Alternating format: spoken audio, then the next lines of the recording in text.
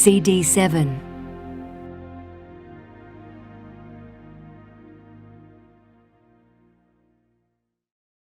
The Impossible Empress. Prague, once the capital of the empire, had become a Habsburg outpost, governed from a special chancellery in Vienna that issued decrees to its obedient governor in the castle. The Bohemian Diet, the assembly of the estates, was a relic of a bygone age that met only to ratify decisions already taken by the imperial court, which in turn served at the pleasure of the emperor in Vienna, the morose and ponderous Charles VI. In an age of absolutism, so much rested on the character of the monarch. But Charles, who was the grandson of Ferdinand III, was among the feeblest of the Habsburg emperors. Charles had no sons, and he exhausted what little energy he had trying to persuade the other monarchs of Europe to accept his eldest daughter, Maria Theresa, as his legitimate successor. Charles' untimely death in 1740, after consuming a meal of death-cap mushrooms cooked in oil, put Maria Theresa in the hot seat. Maria Theresa was 23 years old when the sun, moon and stars landed on her head. Her father had bequeathed her an empire lumbered with debt and an antiquated military. Despite Charles's efforts to secure her as his successor, he hadn't bothered in any way to prepare her for such a role. Her education was perfunctory, and she had never been invited to attend the councils of state. Maria Theresa was understandably terrified, but had no choice but to press on. She later wrote, "I found myself without money, without credit, without army, without experience and knowledge of my own, and finally also without any counsel, because each one of them at first wanted to wait and see how things would develop." Maria Theresa was obliged to follow the advice of the mediocre ministers she inherited. But although unschooled in statecraft, she was pragmatic, a good judge of character, and she learnt on the job quickly. Diarists recorded her emotional nature, but it seems Maria Theresa deployed these outbursts quite deliberately to confound her opponents. As her self-assurance grew, she proved herself capable of swiftly adjusting to radically changed circumstances, and she became, arguably, the greatest ruler the Habsburg clan ever produced. When she received the crown of Bohemia, she became the one and only woman, other than the legendary Libuscha, ever to rule Bohemia. Maria Theresa was a strikingly charismatic figure in an otherwise dreary court. The Prussian ambassador was dazzled by her.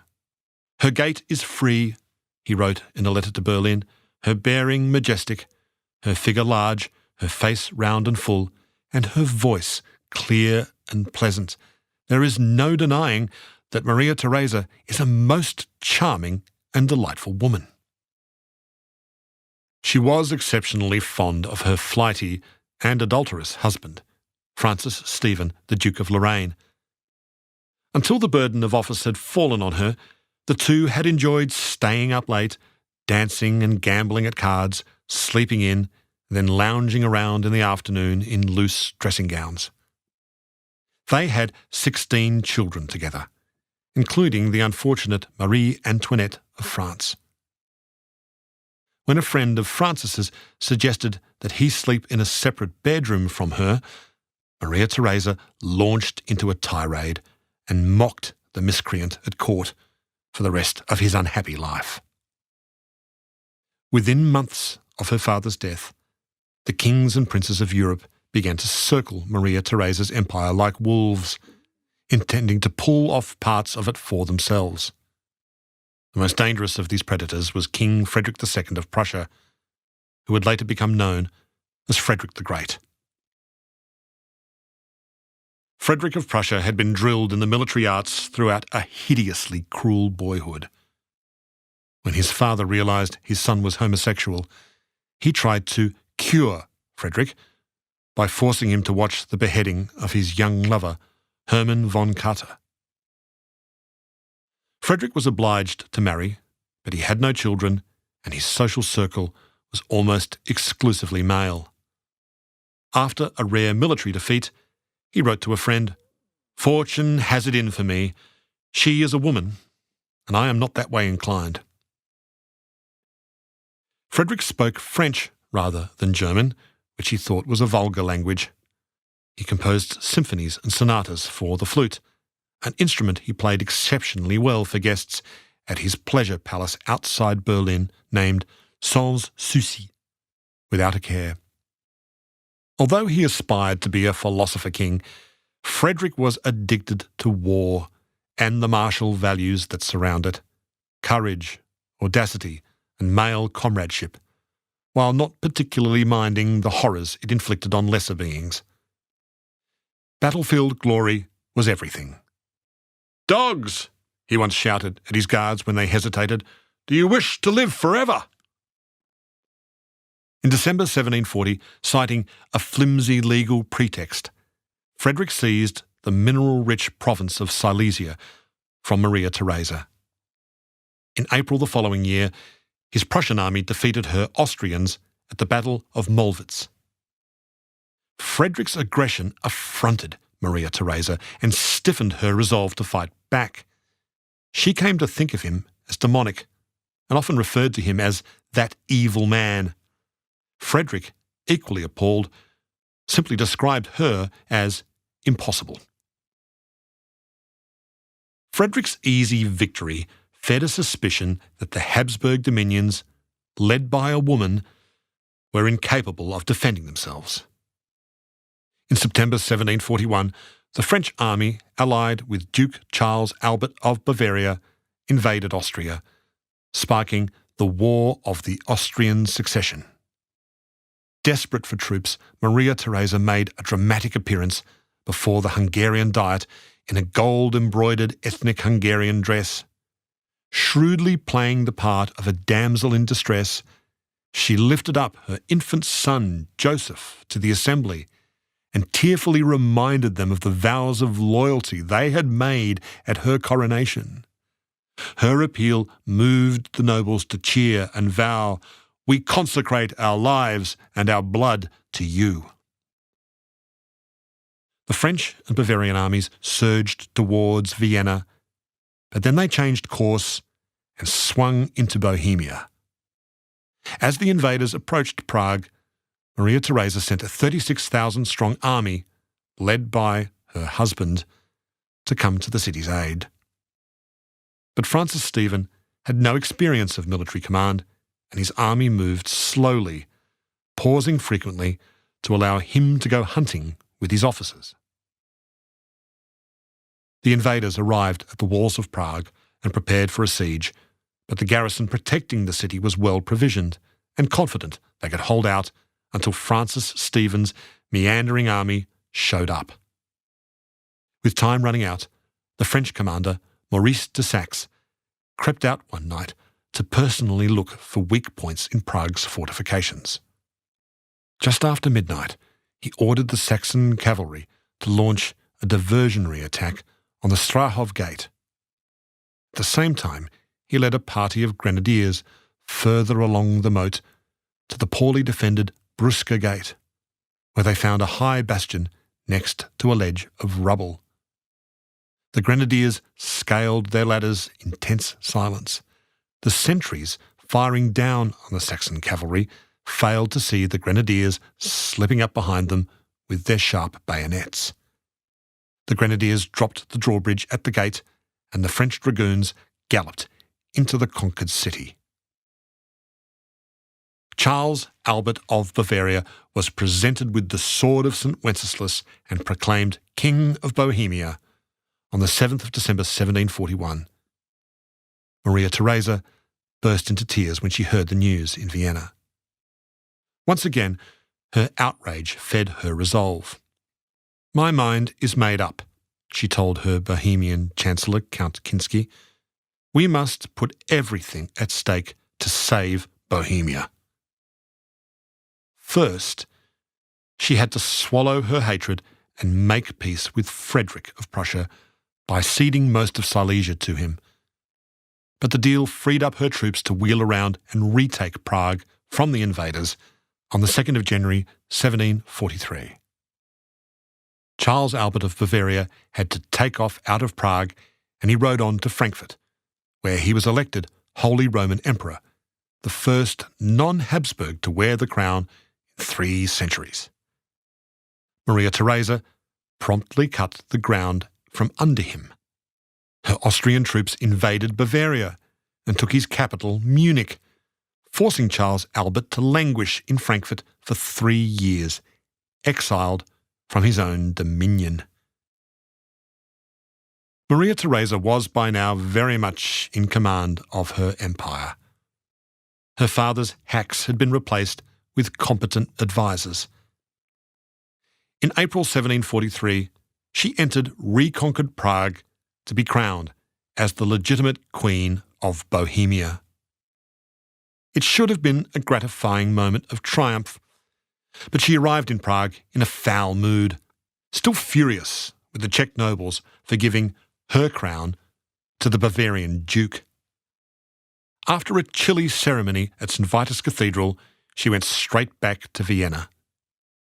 In a letter, she dismissed the bejewelled crown of St. Wenceslas as a Narrenhäubel, a fool's cap. Maria Theresa barely had time to catch her breath. In the new year, Frederick resumed their duel. The Prussian king was unnerved by her military successes. Knowing how badly she wanted to recover Silesia, Frederick decided to act preemptively. He renewed his alliance with France, and he invaded Bohemia.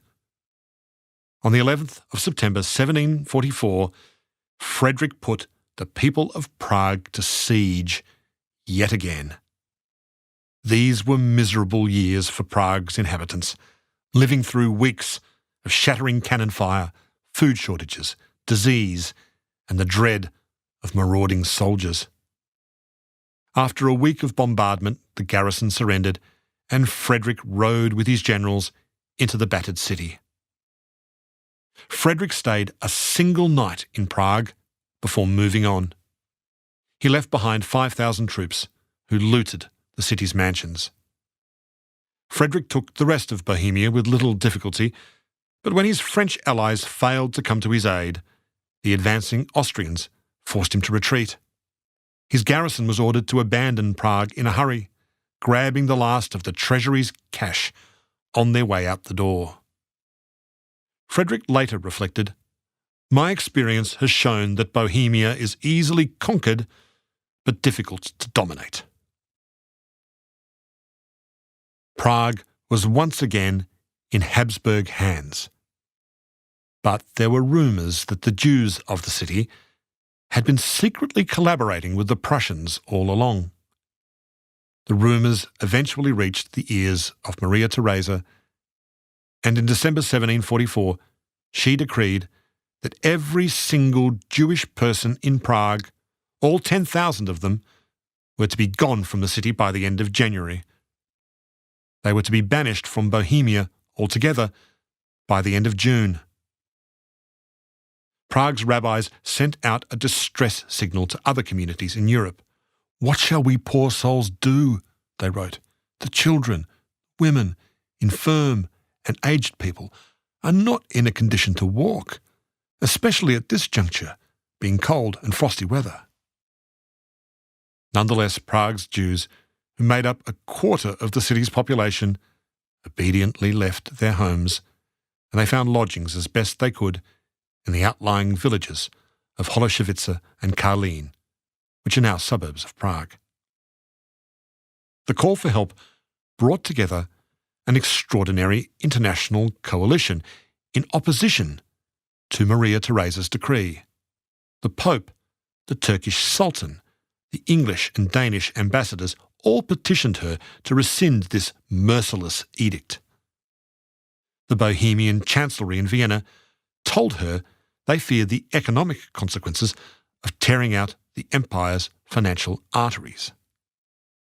For once, the stubborn empress reversed her decision. Jews would be permitted to re-enter Prague once they had paid a toleration tax of 300,000 gold pieces. The hapless Charles Albert was an emperor in name only. When he died, in January 1745, Maria Theresa claimed the title of the Holy... The Emperor Charles Albert was still an emperor in name only. When he died in January 1745, Maria Theresa claimed the title of Holy Roman Emperor for her husband, who became Francis I of the new house of Habsburg-Lorraine. The new emperor posed for his imperial portrait in a suit with so many ruffles he appears to be encased in coral, but real power remained in his wife's hands. Francis was happy to serve as her lieutenant, and he devoted himself to successfully rebuilding the imperial finances as the War of the Austrian Succession wound down. Maria Theresa now had a free hand to pursue far-reaching reforms to her empire based on Enlightenment principles. Secular schools were established throughout Bohemia, and attendance at the elementary level was made compulsory for boys and girls.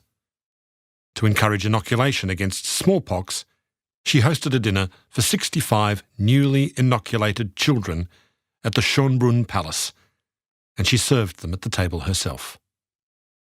Determined to extinguish superstition in her realm, Maria Theresa sent her personal physician, Gerard van Swieten of the Netherlands, to investigate the existence of vampires in Serbia and Bosnia. He came back damning the vampire myth as a barbarism of ignorance. When Francis died in 1765, the imperial crown was passed on to their eldest son, who became Emperor Joseph II. Maria Theresa had taken care to give Joseph the education that she never had, but she remained jealous of her prerogatives, and she continually stepped on his initiatives. Joseph's zeal for new thinking frightened her. In her final years, Maria Theresa, like Queen Victoria, became a devotee of the cult of her dead husband. She converted his private study at Schönbrunn Palace into an absurdly ornate shrine, panelled with portraits of Francis and their sons. On her deathbed, she wore Francis's dressing gown. After her funeral, a slip of paper was discovered in her prayer book, on which she had scribbled her calculations of the exact duration of their marriage down to the hour. 29 years, 6 months, 6 days. That makes 258,744 hours.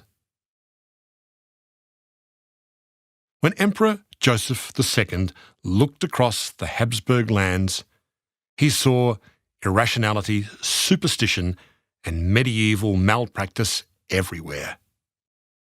Joseph made his first visit to Prague during a terrible famine.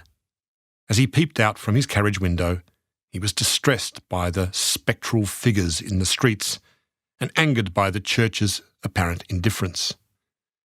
"In this city," he wrote, "where there is a rich archbishop, a large cathedral chapter, so many abbeys, and 3 Jesuit palaces, there is not a single proven case where any of these took in even one of the miserable wretches who were lying in front of their doors."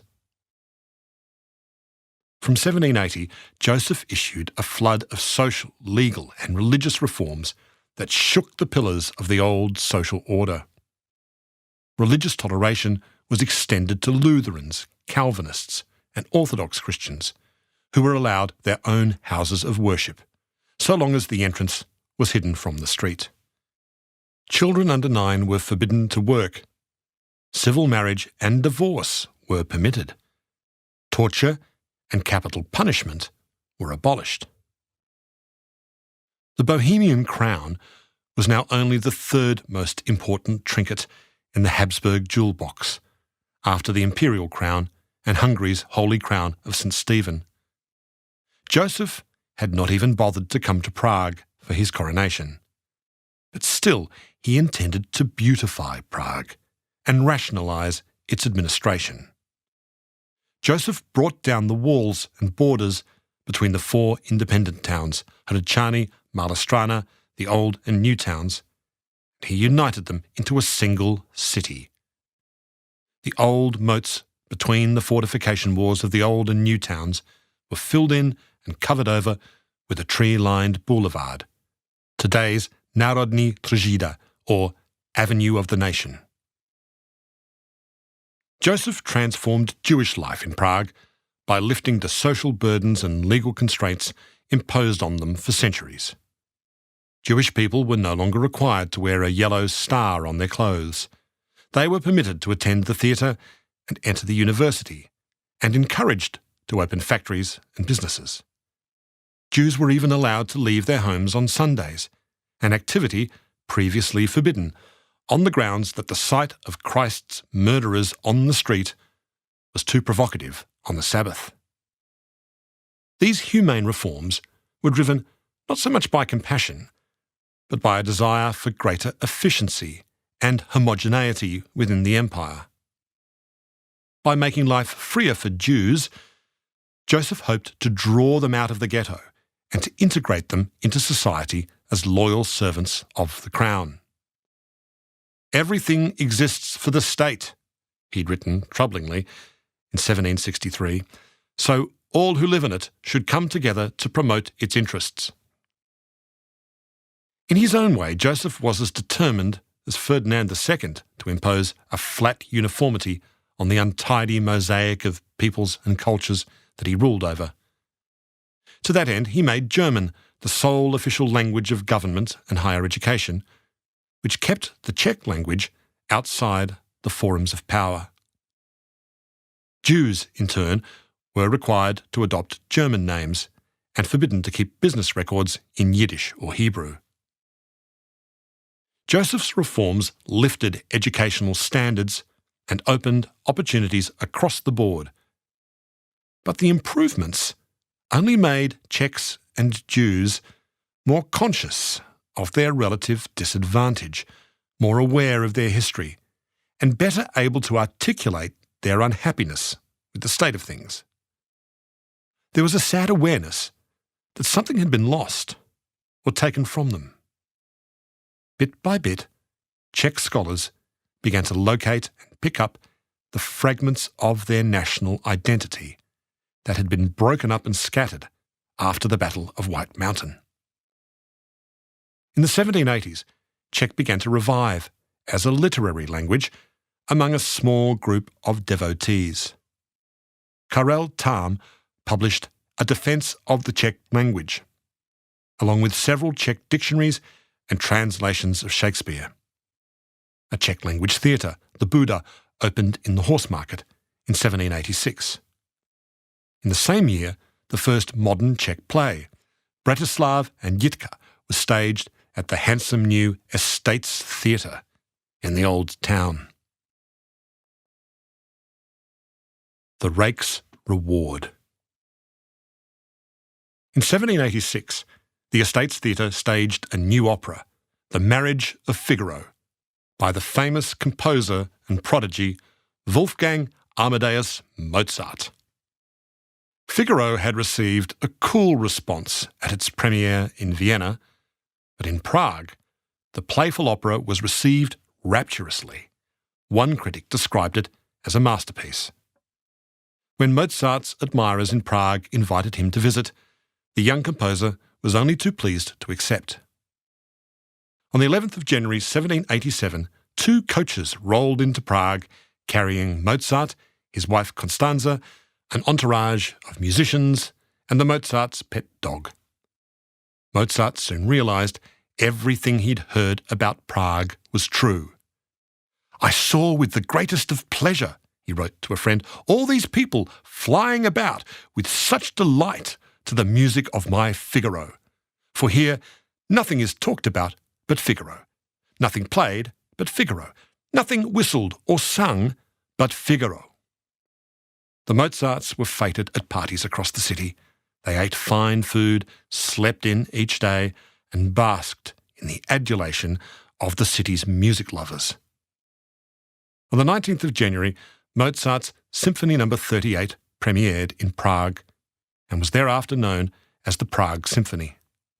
The composer capped the evening's entertainment by gleefully improvising variations on an aria from Figaro at the piano. Afterwards, he said he counted the day as one of the happiest of his life. Mozart's wildly popular reception in Prague led to a commission to create another opera to be premiered at the Estates Theatre later in the year. Back in Vienna, Mozart decided to collaborate once more with his librettist, Lorenzo da Ponte, on a reworking of the tale of Don Juan, the fabled seducer of women. They toyed with several titles, The Guest of Stone and The Rake's Reward, before settling on the Italian version of the great lover's name, Don Giovanni. Mozart returned to Prague in October and stayed at the luxurious Villa Bertramka, where he worked frantically to complete the score in time for its scheduled premiere. Da Ponte arrived soon after, still scratching away at his libretto. Despite the looming deadline, Da Ponte found time in Prague to catch up with an old friend and fellow Venetian who had once been Europe's most notorious womanizer, Giacomo Casanova. After an exciting life as an adventurer, musician, cleric, spy, Kabbalist and con artist, the 62-year-old Casanova had run out of puff and had accepted employment as a librarian at the Castle Duchkov in the mountains of northwest Bohemia. Casanova was glad to have an income, but the job was boring and at times humiliating. It was quite a come-down for a man who had once socialised with Voltaire and Catherine the Great. By the time he caught up with Da Ponte, the ageing roue was in poor health and contemplating suicide. When Casanova heard that Da Ponte was working on an operatic version of Don Giovanni, the great lover's curiosity was piqued, and he reportedly dropped in on a rehearsal. Mozart was in the theatre, still busily scribbling away at the score. The frustrated singers, tired of receiving their parts in dribs and drabs, had locked Mozart in a room, refusing to let him out until he'd completed the opera. It was Casanova, allegedly, who persuaded them to release the composer and then offered to help with the libretto. It was all a huge rush job. On opening night, copies of the score of the overture were handed out to the orchestra with the ink still wet on the page. Mozart stepped up to the conductor's podium at the Estates Theatre to cheers at 7 p.m. on the 29th of October 1787. From the thunderous opening chords to the melodramatic climax, where the wicked Don Giovanni is dragged down to hell, the audience was completely enthralled. Mozart and the cast received a standing ovation, while Casanova watched from a box seat.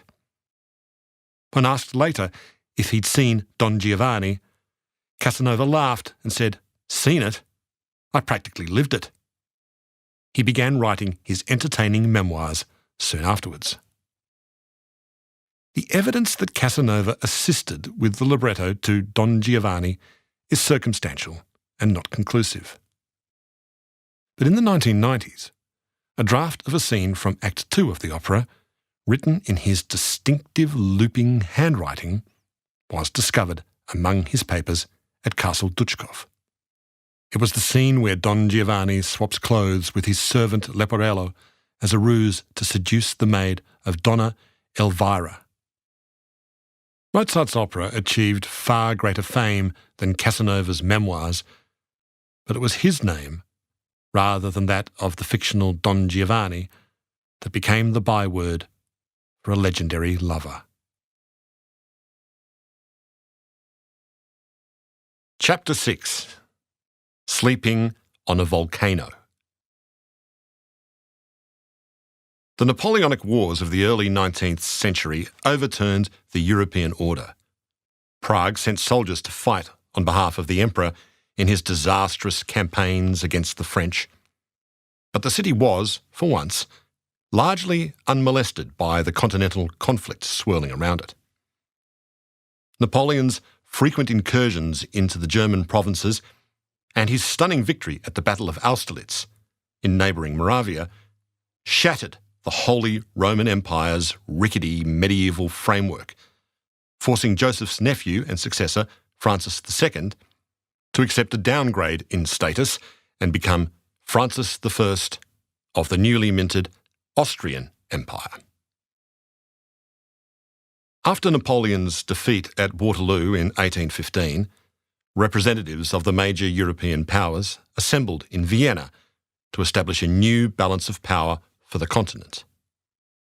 Francis was now to preside over a new German confederation, a conglomeration of 38 states and cities, with the two most powerful member states, Austria and Prussia, also ruling over large swathes of territory outside the confederation.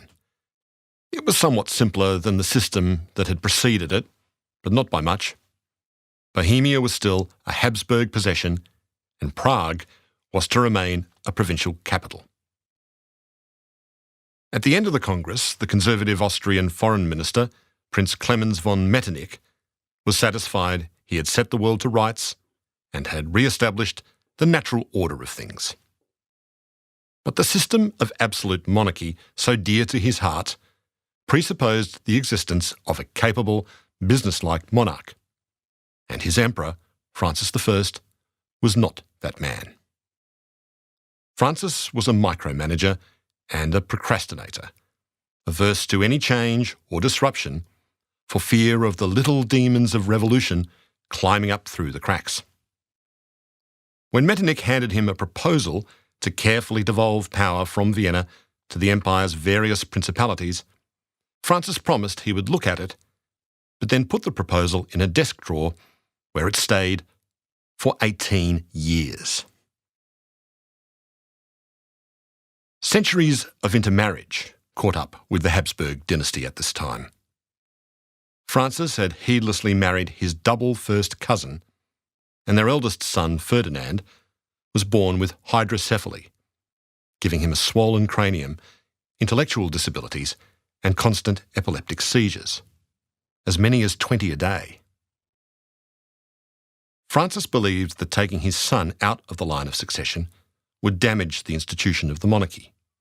So he set up a special council of regents that he hoped would govern on Ferdinand's behalf when he was no longer around. The dread of revolution, with its upheavals and royal decapitations, haunted the emperor and Metternich, who tried to monitor and suppress the dissemination of radical ideas through the mail and the printing press. Bohemia's reputation as a nation of malcontents and troublemakers brought it under particularly tight official scrutiny. In Prague, networks of police spies wormed their way into public gatherings, bookshops, and other potential nests of subversion. Charles Sealsfield, a Czech-American writer, described the stultifying climate of suspicion and bad faith created by Metternich's legions of police informers in Prague. "Every footman in a public house is a salaried spy," he wrote. "There are spies paid to visit the taverns and hotels who take their dinners at the high table. Others will be seen in the Imperial Library for the same purpose, or in the bookseller's shop to inquire into the purchases made by the different persons." Sealsfield concluded that Bohemia was, without doubt, the most oppressed and least favoured of all the provinces and kingdoms of the Austrian Empire. No one could be sure who was secretly working on behalf of the police, and the bonds of trust began to fray. Bohemia was politically inert. Sealsfield witnessed a dismal session of the once fiercely independent Bohemian Diet at Prague Castle. After some perfunctory introductions, the Habsburg commissioners put forward a taxation proposal, which was accepted by the Bohemians, quote, "in silence with a long bow." The Speaker then asked the Assembly if they had any matters to propose. Another moment of deep silence passed. Then the Speaker thanked everyone for their attendance, and the session broke up. Despite this dismal spectacle, Sealsfield thought Bohemia's rebellious spirit was merely sleeping, and that a new Jan Žižka, in the present gloom, would scarcely fail to find at least 1 million of adherents. Well, that was surely an exaggeration, but national awareness was slowly stirring among the Czechs. The publication in 1809 of a comprehensive guide to Czech grammar extended and formalised the language, making it the preferred means of printed communication for a new generation of professional teachers, writers, dramatists, journalists, doctors and lawyers. In 1818, a group of scientists and scholars founded a Bohemian Museum in Prague. A young historian named František Palacký suggested the institution should publish separate journals in Czech and German. The German version soon petered out, but the Czech language Journal of the Historical Museum found a large, enthusiastic readership. Czech nationalism began as a cultural project, but the realisation of a distinctive Czech political entity was always going to be difficult in a nation where the everyday lives of Czechs, Jews and German Bohemians were so intertwined. Nonetheless, Praguers, who might have once described themselves as Bohemians or Catholics or Protestants or subjects of a duke or a king or an emperor, were increasingly asked to identify themselves as Czechs or Germans. Old patterns of life, held together for centuries by webs of tradition and familiarity, were pulled apart by new economic forces and the migration of people to the urban centres, where the society was rootless and restless, and the work was often repetitive and meaningless. A person's identity and station in life, which was once taken for granted, suddenly fell into question. There was nostalgia for the traditional seasonal pace of life that was portrayed so lovingly in a popular Czech novella called Babička, the grandmother. Božena Němcová, the author of Babička, was nothing like the wise and steady grandmother she portrayed so fondly in her book. Božena was the very prototype of the 19th century urban bohemian woman, brilliant, impulsive, unconventional, and intellectually emancipated. Her depiction of rural life was drawn from happy memories of her childhood in a small bohemian village, where she grew up as the daughter of a coachman and a laundrywoman. At 17, Božena was forced into an arranged marriage to Josef Němec, a soldier almost twice her age. They had 4 children together and they settled in Prague in 1841. Němec, an aggressive and occasionally violent Czech patriot, encouraged his wife Božena to put aside her German romances and to read Czech literature instead. Božena Němcova's first published work was a patriotic poem called To the Bohemian Women, which brought her to the attention of a circle of writers and intellectuals in Prague who were enthralled by her charming directness and her marvellous mind. She was strikingly lovely.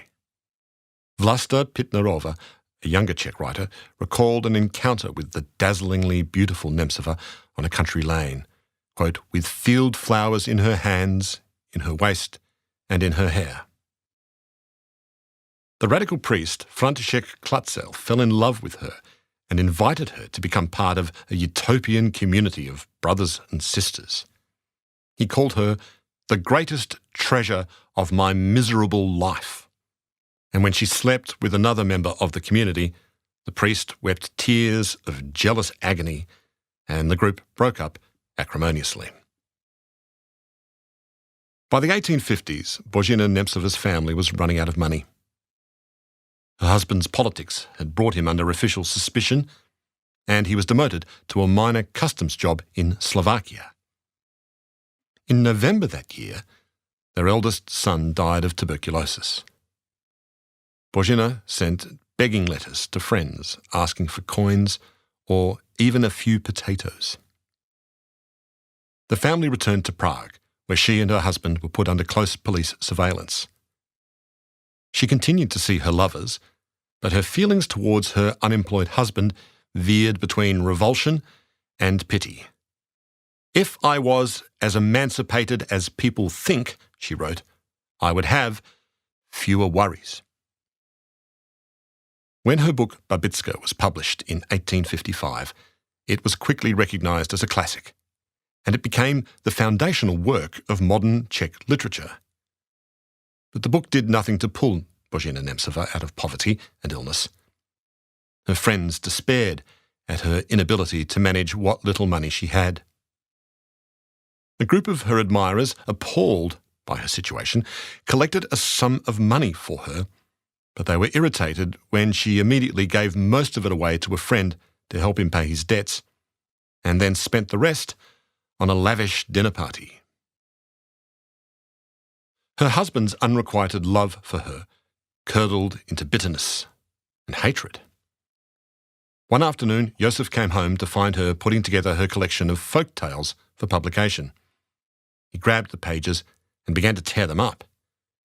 She tried to snatch them back, but he wouldn't let go, so she bit his hand hard enough to draw blood. Josef raised his hand to hit her, but their son intervened.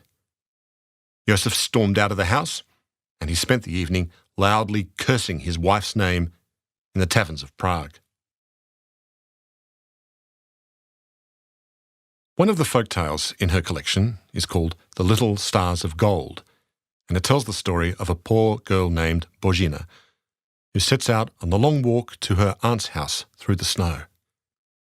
Along the way, she gives her last piece of bread to a beggar, she gives her shawl to a shirtless child, and then her skirt to another shivering little orphan. Božena is warmed by the thought that she has brought comfort to people even worse off than herself. As night falls, a shower of little golden stars rains down into the forest and lights her way. She gathers the stars in her apron and falls asleep. When she wakes up, a stream of gold coins spills out of the apron. It was a poignant rescue fantasy from a woman who thought she deserved some reward for having given away so much of herself to other people. Božena Němcová died in poverty at the age of 41. Her funeral was a great pageant of Czech nationalism, attended by huge crowds.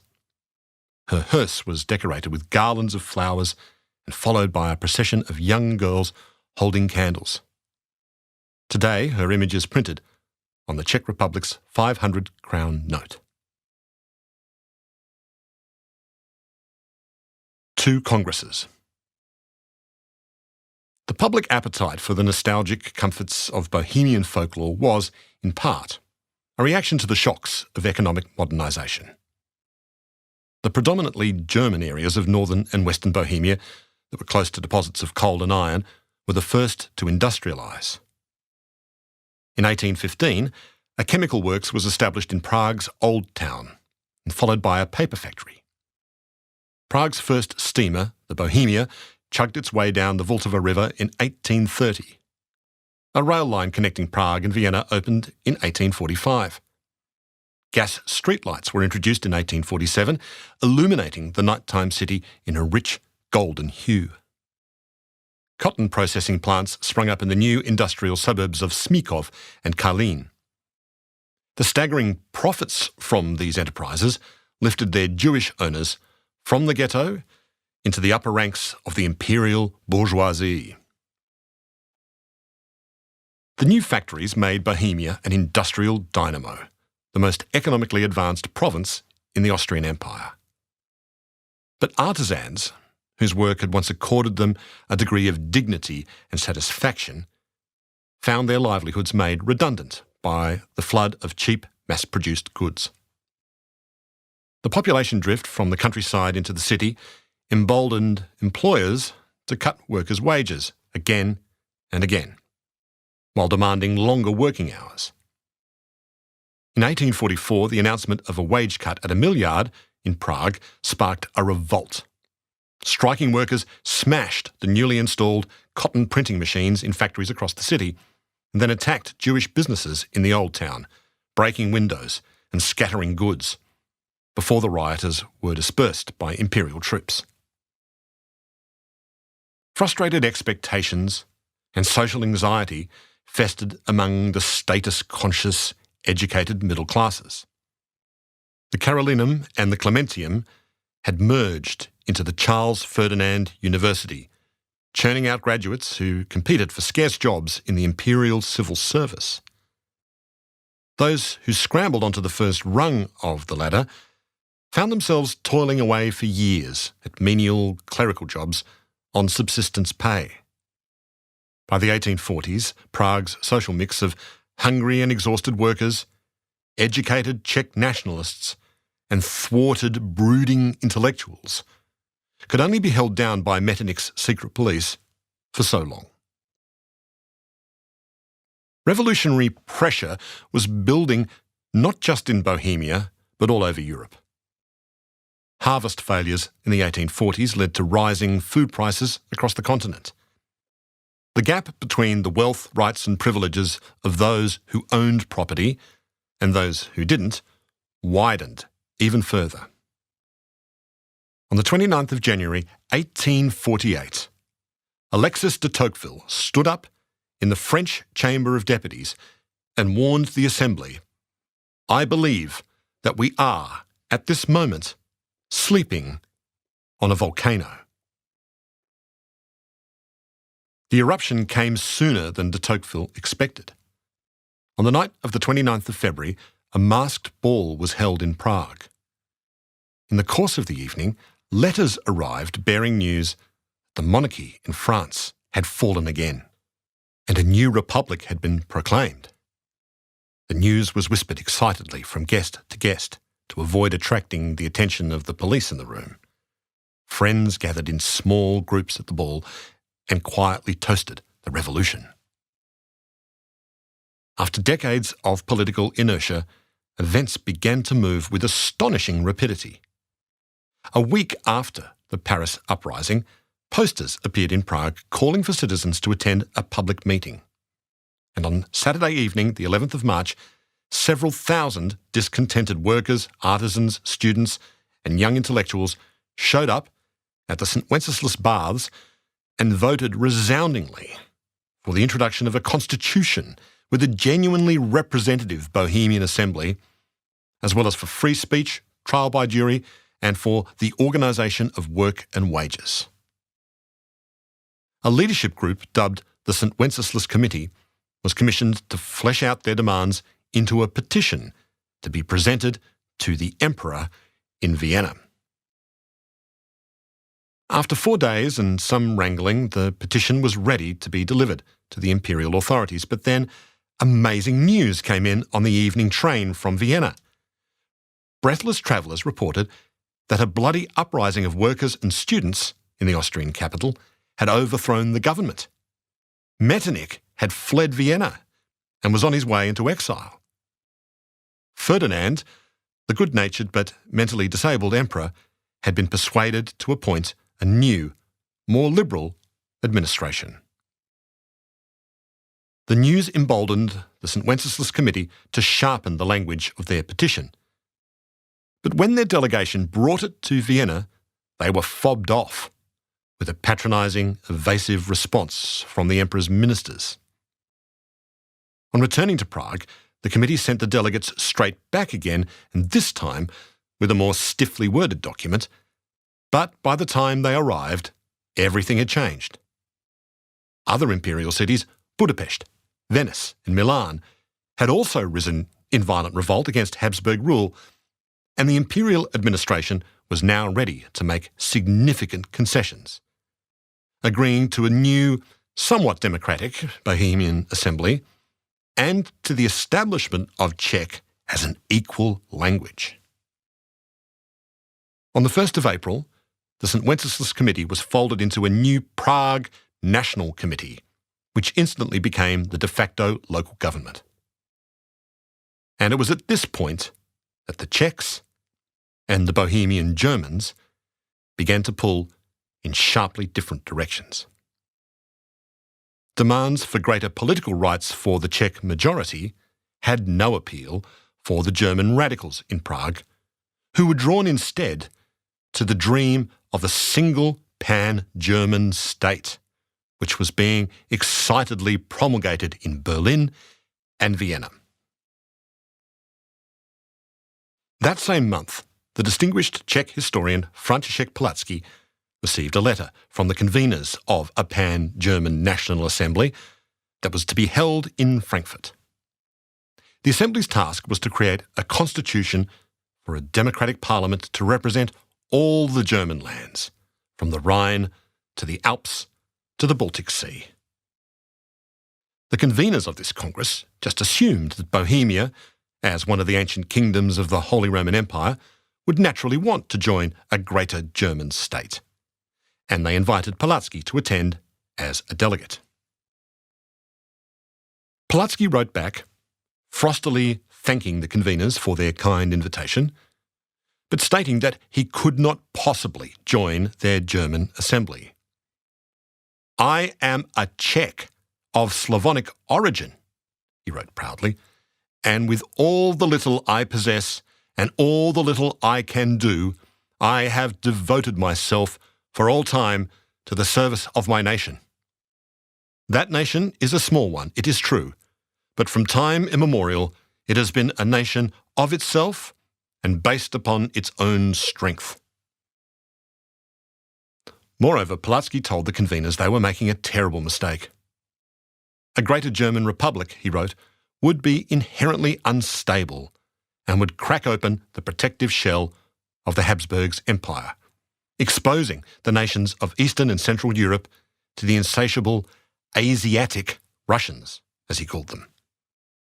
A strong multinational Austrian empire, he said, was needed as a bulwark against the Tsar of Russia's colonial ambitions. If Austria didn't already exist, he wrote, it would be necessary to invent it. Palacký's letter created a sensation in Prague. Thousands of copies were printed and distributed. The Prague National Committee endorsed the letter, while in Vienna, the pro-Austrian sentiments were warmly received by the new imperial government, which offered Palacký the position of Minister for Education. Palacký turned them down and continued to press for Czech autonomy within the empire's boundaries. Many German Bohemians, however, were offended by Palacký's rebuke to their hopes of Bohemia's inclusion into a greater Germany. Heated claims and counterclaims were advanced to prove that Bohemia was innately Czech or German. Long-burning Czech resentment contended with German fears of becoming second-class citizens in their own homes. German-speaking liberals and radicals began to walk away from the Prague National Committee. On the 3rd of May, a German nationalist meeting was broken up by furious Czechs. Both groups fought for control of Prague's National Guard, and on the street, Czechs sang the chorus of a provocative popular song, "Forward against the German, forward against the murderer, against Frankfurt." Only a handful of people bothered to vote in the elections for the German National Assembly, suggesting that the great majority of German Bohemians preferred to continue under Habsburg rule. The radical German nationalists sent their own representatives to Frankfurt anyway. An Austrian delegate told the Assembly, "I believe that since Bohemia cannot be held in the German Confederation by conviction, she must be bound to Germany by the sword's edge." Both groups had travelled a very long way from the happy solidarity they'd enjoyed just 2 months earlier.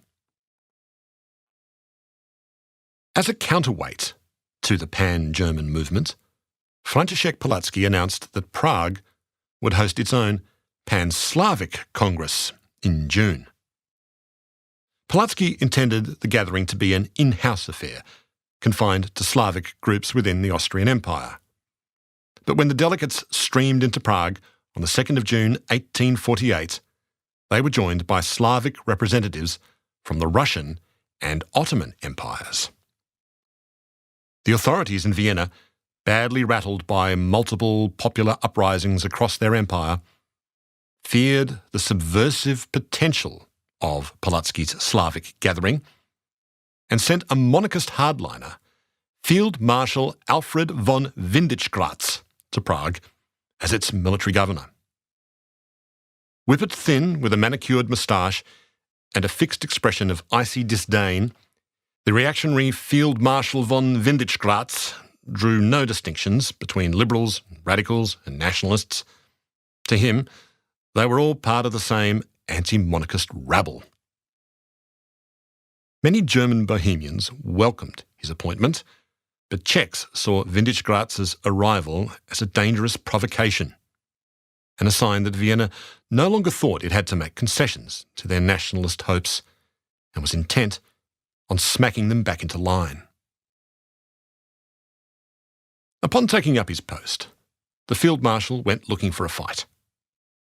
He enlarged the imperial garrison in Prague, and he paraded his men ostentatiously through the working-class areas of the city. As delegates began to arrive in Prague for the Pan-Slavic Congress, Windischgratz placed his artillery on the hills overlooking the city, ready to fire at the first sign of trouble. Vienna's fears of subversion were unfounded. The Pan-Slavic Congress had no clear agenda, and talk of political unification went nowhere. No two groups had the same perspective. Czechs fretted about being absorbed into a greater Germany. Serbs, Croats and Slovaks were more concerned about Hungarian power, while the Poles saw a strong Hungary as their best potential ally against the domineering Russians and Prussians. Unable to make much political headway, Pulaski drafted a manifesto that romantically portrayed the Slavs as a liberty-loving people who had suffered since ancient times at the hands of the imperialistic Romans and Germans. Pulaski's manifesto called for the Austrian Empire to be reconfigured as a federation of nations, enjoying equal rights under the Habsburg crown. But then the whole Congress had to be shuttered because gunfire had broken out in the streets. The Prague Uprising. Still convinced the Congress was an anti-Habsburg conspiracy, Field Marshal Windischgratz had sent his troops into the taverns of Prague on the night of the 11th of June, looking for Slav delegates to arrest and expel from the city. The next morning, after Mass, a crowd of angry Czechs marched to the Field Marshal's headquarters on Zaletna Street to demand his resignation. As they approached the building, they encountered a delegation of German Bohemians who had come to offer the Field Marshal their full support. Shouting broke out between the groups, and shoving and fighting. A squadron of grenadiers, bayonets fixed, rushed into the street, and they were soon met by armed Czech and German National Guard units. The untrained Czech and German militias shot wildly at each other.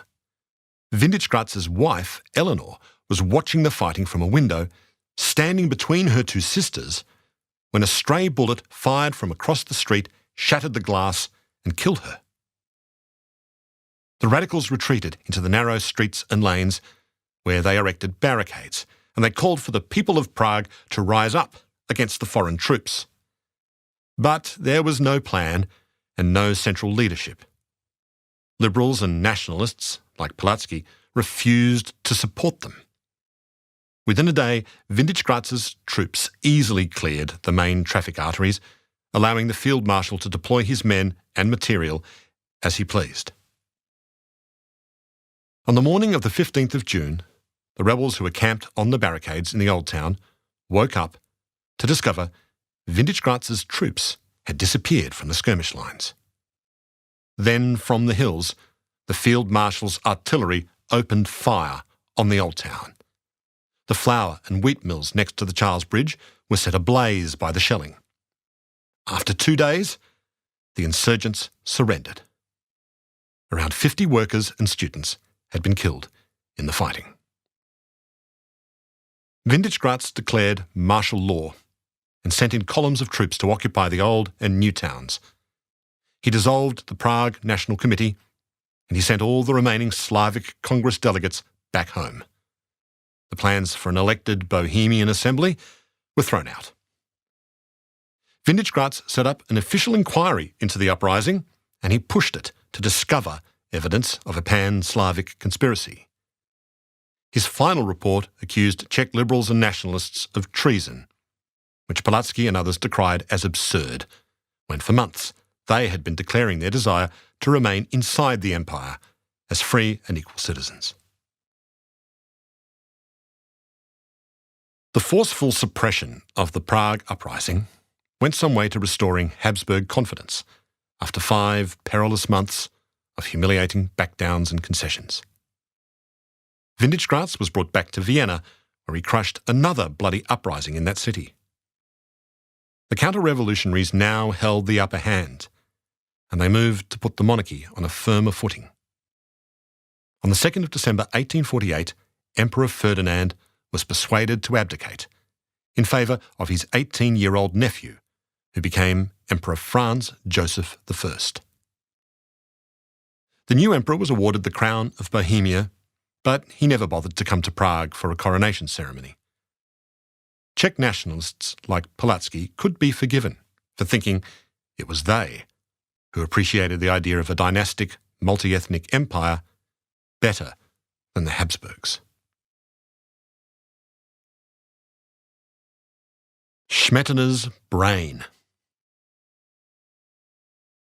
In retirement, the former Emperor Ferdinand moved to Prague, where he took up residence in the castle. The former emperor was delighted to find his adopted city full of music, and he regularly made his way down from Hradčany to attend piano concerts by the gifted Czech composer and pianist Bedřich Smetana. Like Mozart, Smetana had been a child prodigy, performing concerts at the age of 6. As a young man, he had struggled to support his family as a piano teacher and concert pianist, but in 1850, Ferdinand offered him a post as his court composer, which enabled him to complete several orchestral works. Smetana and his wife Katarzyna had 4 daughters together, but 3 were lost to tuberculosis and scarlet fever. He dedicated his achingly sad piano trio in G minor to the eldest, Bedřiška, a work that was praised by Franz Liszt, but received poorly by the Prague critics. Feeling unappreciated, Smetana relocated to Sweden, but the cold climate exacerbated his wife's illnesses, and she too succumbed to tuberculosis.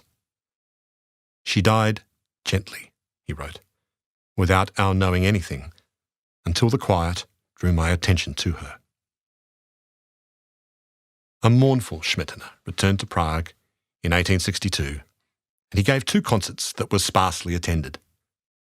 Stung by critics who derided his work as too German, he composed an opera, The Bartered Bride, which incorporated traditional Bohemian folk dances. This too was indifferently received, but over the course of 4 years, Smetana rewrote it, adding some livelier tunes and making it more distinctly Czech. When the reworked version of The Bartered Bride was staged in 1870, it was a smashing international success, and it made Smetana a national hero. Smetana now set to work on a new opera, Libuscha, based on the story of the legendary princess. It was completed in 1872 but withheld from performance until the construction of a new national theatre could be completed. Prague's National Theatre was the brainchild of František Pulaski, who established a society to raise funds for its construction. In 1852, the perfect location was found, a site on the corner of the Vltava Embankment and Národní Street, with a view to the castle across the river. Construction proceeded in fits and starts, and the magnificent neo-Renaissance building was completed in 1881 to sighs of satisfaction. The theatre's grandeur brought dignity and a sense of permanence to Czech culture. On opening night, the 11th of June 1881, Smetana's Libuscha finally received its premiere after a 9-year wait. The semicircular auditorium with its 4 balconies was filled with 1,700 excited Praguers. Smetana had not been offered tickets, and he had to watch the premiere from the director's box. Libuscha was received with thunderous applause, and the composer was called to the stage to take a bow. In the 1870s, Smetana composed a romantic cycle of 6 symphonic poems, which he titled Má vlast, which means My Country. The second poem in the cycle, Vltava, was written to evoke the sound of the mighty river as its tributaries converge into a rolling torrent. The tune is a crowd pleaser wherever it's played. The slow, lilting rhythm induces audiences to sway dreamily from side to side as they hum along.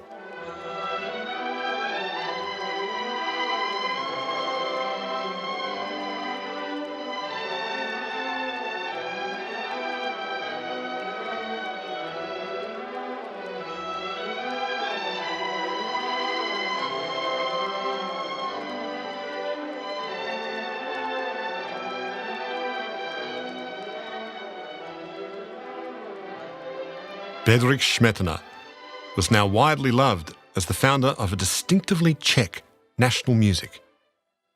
But in the early 1880s, he told friends he feared the onset of madness.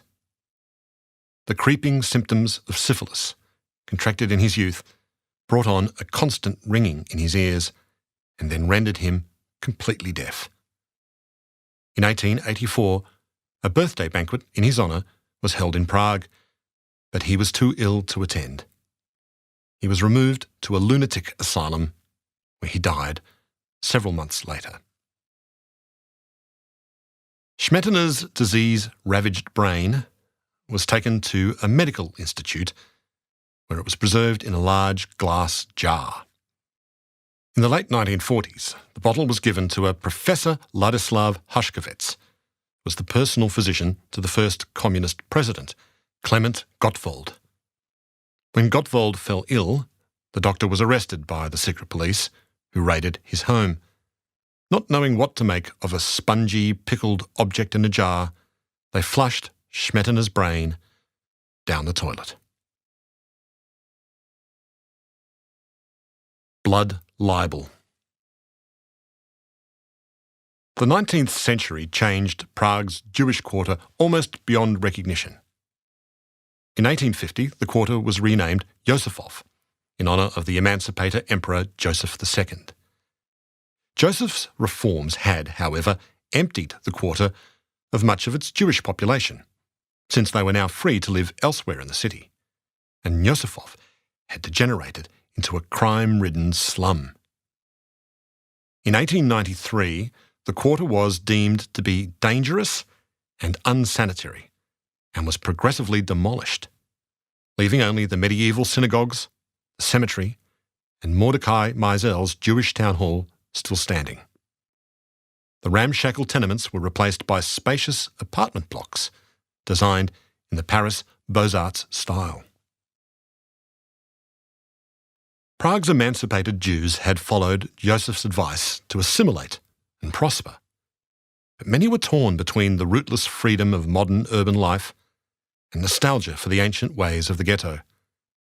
Many were left somewhat stranded between the Czech-speaking majority and the ever-shrinking German-speaking minority. Most Jews spoke German as their first language, making them doubly foreign to Czech nationalists. And coursing under the skin of Bohemia, like a persistent infection, were residual strains of medieval anti-Semitism. On the 1st of April 1899, the day before Easter Sunday, the body of a 19-year-old woman named Agnieszka Rusova was found in a forest near her village of Polna. Agnieszka's throat had been cut, and her head was wrapped in her torn blouse. Some rope was found near the body, indicating she'd been dragged some distance. Police report commented on the surprisingly small amount of blood discovered at the scene, given the gruesome nature of the murder. This, and the timing of the death being so close to Passover, led to speculation that Agnieszka had been the victim of a Jewish ritual murder. A 23-year-old itinerant Jewish shoemaker named Leopold Hilsner was arrested and tried at Kutna Hora on the 12th of September. The evidence against Hilsner was so thin as to be almost non-existent, and rested heavily on the old blood libel, the theory that the victim's Christian blood had been harvested by a Jew to make the Passover bread. The press reported the case sensationally, resorting to the crudest anti-Semitic tropes. Despite the absence of evidence, Leopold Hilsner was found guilty and sentenced to death. Hilsner's legal counsel lodged an appeal, but it seemed hopeless, until an academic at Charles University spoke up against the conviction. Tomasz Masaryk, a philosophy professor, had studied the trial proceedings carefully. He'd visited the scene of the crime, and then he published a pamphlet in which he coolly dissected the numerous legal errors, obfuscations, and instances of prejudicial conduct. Masaryk declared that the bigotry surrounding the case was perverse and unworthy of the Czech people. People who pretend to save the Czech nation, he wrote, actually poison it with base, incongruent lies and ignorance. Masaryk's objections were widely publicised, making him a figure of hate among Czech anti-Semites. Protesters invaded his lectures at the university and shouted abuse at him. Masaryk stood his ground. To make certain the demonstrators did not think I was afraid of them, he later recalled, I walked all around the lecture hall, challenging them to argue their points. No one dared. Prague's Social Democrats offered Masaryk their cautious support, but the university, cowed by the demonstrations, suspended his lectures for a fortnight. He was disappointed by colleagues who looked the other way when he passed them in the corridor. Masaryk considered migrating to the United States, but his American wife Charlotte urged him to stay and fight. When angry demonstrators appeared outside the Masaryk house, Charlotte came out and spoke to them until they dispersed. It wasn't the first time the polite professor with the trim beard had drawn fire from ultranationalists. Years earlier, Masaryk had carefully examined a set of epic medieval poems dear to the hearts of Czech chauvinists, and then he published an article debunking them as modern forgeries. For that, Masaryk was denounced in a newspaper as a loathsome traitor and a ghastly ulcer. Their indignation fed his indignation. What made me angry, he recalled, was to see people defending the manuscripts when they did not believe in them but were afraid to admit it. Masaryk's attack on the integrity of the Hilsner trial sealed his reputation in the minds of Czech chauvinists as a traitor and a corrupter of the minds of Czech youth. Masaryk fought back, declaring, I will not allow myself to be violated by anybody, and I will not retreat in the face of lies and misunderstood slogans. Masaryk's doggedly rational arguments weakened public confidence in the Hilsner trial verdict. An official medical review delivered a scathing attack on the standards of evidence, particularly on the claim of a mysterious absence of blood. A second trial was held, with a second murder charge attached to it, and Hilsner was found guilty, but the sentence was commuted to life imprisonment. Leopold Hilsner would have to endure 18 years in an Austrian prison before he was pardoned. But his defender, the bespectacled philosophy professor, would become the greatest Czech leader since Emperor Charles IV. Tomáš Garrigue Masaryk was born the son of an illiterate Slovak coachman and a Czech cook who worked at one of the Habsburgs' Moravian estates. His father laboured like a serf on the property, and young Masaryk was stung by the sight of that hard-working man doffing his cap to the pampered aristocrats who rode to and from the royal estate. Masaryk only began his formal education at 11, once his father had obtained permission from his superiors to do so. Masaryk thrived at school and was eventually admitted to the University of Vienna. His doctoral thesis on the social phenomenon of suicide identified the loss of religious certainty as the cause of modern despair. While studying in Leipzig, Masaryk fell in love with an American student, Charlotte Garrigue. They married a year later in the United States. Under Charlotte's influence, Masaryk became a firm supporter of universal suffrage and equal rights for women. And to make his point, he took Charlotte's surname as his middle name, an unusual gesture for the time. In 1881, he and Charlotte moved to Prague, where he took up his appointment as Professor of Philosophy at Charles Ferdinand University. Masaryk's mind was wonderfully wide-ranging. He was one part 15th century Hussite. Another part of him was a straight-laced Victorian, and yet another part seemed to live curiously in the future. In 1929, when Talking Pictures first appeared, Masaryk was bold enough to envisage wireless transmission of video images. "Just imagine," he said in his jaunty English, "you could observe from your place, say, in the sitting room, the jungles of Africa and what the beasts are doing there. You could see and listen to the jungles of our society.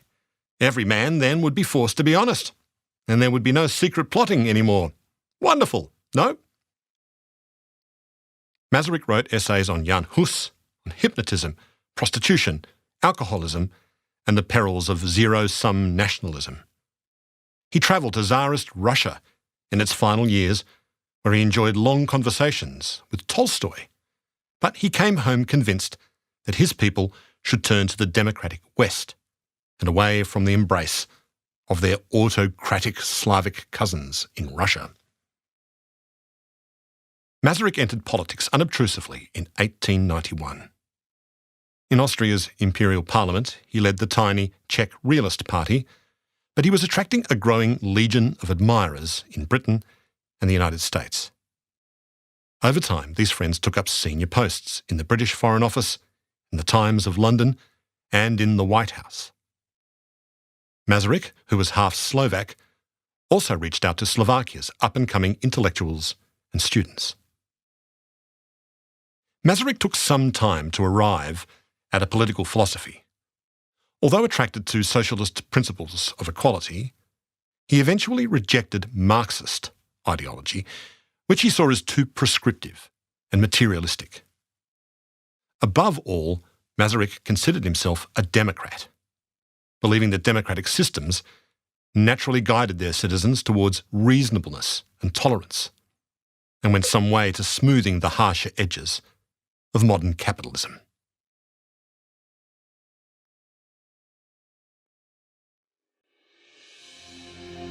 This is the end of CD 7. The book continues on CD 8.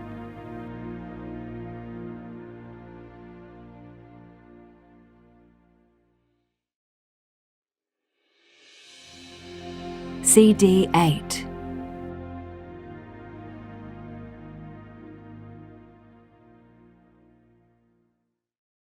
Shadowgraph. In 1887, while Masaryk was lecturing in the university's philosophy department, in another building, a physicist named Ernst Mach was experimenting with a loaded gun. Mach, who was the university's professor of experimental physics, wanted to show how a bullet, travelling faster than the speed of sound, compresses the air in front of it, creating a ballistic shockwave. Shockwaves are invisible, but the rippling of the air creates a momentary shadow that Mach was able to capture with an ingenious photographic technique called a shadowgraph. When the bullet was fired, it crossed two tripwires, which triggered the camera, The snapshot captured the shadow of a strong shock wave bowing at the nose of the projectile. There was a weaker shock wave at the rear and the rippling wake of the bullet behind it. Ernst Mach, like his colleague Masaryk, brought his forensic curiosity to bear on a whole range of subjects. Mach was the first scientist to understand how the speed of airflow over a body affects its aerodynamic behaviour. The increments of airspeed in supersonic jet aviation, Mach 1, Mach 2, and so on, were later named in his honour. The American philosopher William James, who came to visit Mach in Prague, was in awe of his intellect. "I don't think anyone ever gave me so strong an impression of pure intellectual genius," he wrote. Over time, Mach developed a Buddhist-like theory on the acquisition of knowledge through the senses. His ability to straddle the worlds of science and philosophy led him to intuit a subtle truth that had eluded other scientists, an explanation for the phenomenon of inertia, which would eventually lead to a radical new understanding of the nature of the universe. This was the first major challenge to Isaac Newton's work in more than 2 centuries. Mach summed up his inertia theory neatly to one of his students. He said, "When the subway train jerks, it's the fixed stars that throw you down." Mach began with a thought experiment. He wondered what would happen if it was somehow possible for a human to spin around in an otherwise perfectly empty universe. No planets, no stars, no galaxies to provide a point of reference. Mach thought that under those circumstances, it wouldn't feel like you were spinning at all, that your arms would not lift up and pull away as they normally do. And this, he thought, implied some kind of mysterious interaction between everything in the universe. Mach's theory was compelling, but he could not explain the reason for this interaction, how the distant stars could somehow pull up the arms of a person twirling around under normal circumstances on Earth. Mach's ideas caught the attention of a young physicist named Albert Einstein, who came to Prague in 1911 to take up a professorship at the university. Mach had long since left to take up a post in Vienna. Prague at the time of Einstein's arrival was rapidly modernising. Electric trams had begun coursing through the city's traffic arteries. A second river crossing, the Granit Palatsky Bridge, had opened in 1876, followed by the Legion Bridge in 1901 and the Iron Chekhov Bridge in 1908. The Marnesh Bridge connecting the new town with Smykov was under construction. Einstein took some months to warm to his new home. In letters to friends, he complained about the difficulty of the Czech language, the bedbugs in his apartment, and the quality of the drinking water. As a German-speaking Jew, Einstein felt unwelcome at a time of surging Czech nationalism. Einstein had already published his special theory of relativity, which established the speed of light as the cosmic speed limit.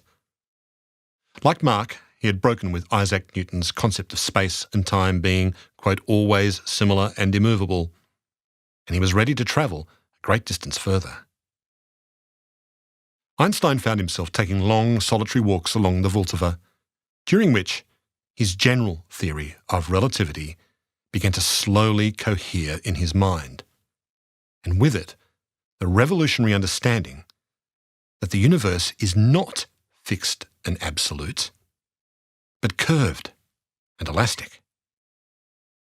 Einstein's new theory of gravity was expressed concisely as space tells matter how to move, matter tells space how to curve.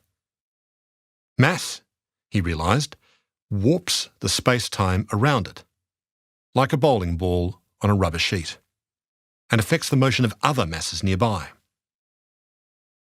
Einstein revealed that reality was far weirder than the universe of straight lines and absolute measurement described by Isaac Newton. Einstein, who loved music and debate and conversation, soon found his way to a weekly salon for Jewish intellectuals, hosted by the brilliant Berta Fanta in her apartment on the Old Town Square. In May 1911, she invited Einstein to give a lecture at the salon on special relativity. Max Brott came along and brought his close friend, Franz Kafka. At that stage, the 27-year-old Franz Kafka had published several short stories, but he was yet to write any of his major works. Disappointingly, although Einstein and Kafka moved in similar social circles in Prague, there's no evidence the two ever spoke. Einstein's talk on relativity at Berta's salon probably left Kafka bored and baffled. He wrote nothing of it in his diary or his letters. Franz Kafka had lived in Prague all his life. He drank coffee at the Café Louvre and the Arco. He worked diligently through the day for an industrial insurance company. And by night, he visited the Red Peacock brothel, discreetly located on a hidden laneway off the Old Town Square. Kafka often complained of feeling suffocated by Prague. His Hebrew teacher, Friedrich Thieberger, recalled standing with him one day at the window of the Kafka family apartment on the Old Town Square. As they looked down, Kafka pointed at the various buildings and he said, "This was my high school. The university was over there in the building facing us. My office a bit further to the left." Kafka's finger drew a few small circles in the air. "This narrow circle," he said, "encompasses my entire life." Although Prague is never mentioned by name in Kafka's fiction, it's difficult to imagine his novel The Trial taking place anywhere else. Prague, in the pages of The Trial, exists on the threshold between the waking world and an anxiety dream. The opening sentence of the book seems to anticipate the totalitarian horrors to come. Someone must have been telling lies about Joseph K. He knew he had done nothing wrong, but one morning he was arrested. The outbreak of the First World War came as lightning from a clear blue sky for intellectuals like Kafka's friend Max Brott. "War to us," he wrote, "was simply a crazy idea, of a piece with, say, the Perpetual Motion Machine or the Fountain of Youth." The international crisis that was sparked by the assassination of a Habsburg archduke in Sarajevo pitted the central powers of Austria-Hungary and Germany against Russia, France, and the British Empire. Frightened and appalled by the stampede to war, Max Brott and his circle of friends resolved to visit the wisest man they knew, Tomasz Garrigue Masaryk, to ask him to do something to halt the looming catastrophe. Masaryk received them politely in his office, but had no words of consolation to offer them. Shortly after the meeting with Brott and his friends, Masaryk slipped out of Prague and reappeared months later in Paris as leader of the Czech liberation movement in exile. German Bohemians in Prague cheered the declaration of war, as did many Jews who enlisted to fight for the emperor. Fruit sellers in the new town collected apples, pears and plums to hand out to soldiers at the train stations. Legions of Czech volunteers answered the call to mobilise, but they were watched closely for the first signs of sedition, and the city was placed under tight military control. Newspapers were shut down. Real and potential subversives were arrested. German propaganda, summoning people to the struggle against the Slav menace, was counterproductive in Prague. Some Czech soldiers were seen carrying a banner. "Red-coloured handkerchief waved through the sky. We fight the Russians, though we don't know why." Be like Schweik. Yaroslav Kovaříček hands me coffee in the living room of his home on the New South Wales North Coast. Yaroslav is a retired radio broadcaster and musicologist who migrated to Australia from Prague after the 1968 Soviet invasion. To understand the Czech nature, he advises me, you should know two authors, Hašek and Kafka. Kafka shows all the absurdity and mystery. Hašek was, in a way, cynical, but we Czechs were masters in using the Švejk techniques. He's talking about Jaroslav Hašek's The Good Soldier Švejk, the classic tale of the Bohemian soldier who survives the First World War by playing the buffoon. Švejk acts like he's enthusiastic to get to the front, but he makes a nuisance of himself and spends his time playing cards, getting drunk, and being dragged in and out of jail. The whole novel smells like beer. When Švejk's commanding officer gravely informs him of their imminent departure for the front, Švejk expresses his deep joy. Humbly reports, sir, I'm awfully happy. It'll be really marvellous when we both fall dead together for His Imperial Majesty and the royal family. Švejk's adventures are based on those of his creator, who was himself a spectacular buffoon and prankster. Jaroslav Hašek came from a miserable home, scarred by poverty, illness and suicide. After finishing his studies, he briefly held down several jobs before slipping into a more congenial life in Prague as a writer, vagrant and drinker. In 1906, Hašek fell in love with Jarmila Mayer and tried to clean up his act to win her parents' permission to marry her. He became a journalist of sorts. In 1910, he was appointed the editor of Animal World magazine, but was sacked when it was discovered he'd written articles about non-existent animals that he'd made up. Despite his uncertain prospects, Hašek married Jarmila on the 23rd of May 1910. A year later, he attempted to jump off the Charles Bridge, right at the spot where Jan Nepomuk was thrown to his death centuries earlier. It's not clear if this was a prank or a genuine suicide attempt. In any case, he was pulled off the parapet by a passing hairdresser and incarcerated in a mental institute. On his release, Hašek reunited with his wife Jarmila and founded the Cynological Institute of Prague, which was a pretentious name for his dog fancier's salon, where he made a living picking up stray mongrels, dyeing their fur, and selling them off as thoroughbreds with exquisite pedigrees. Hašek founded a political party with his drinking friends that they called the Party of Mild Progress within the limits of the Austro-Hungarian law.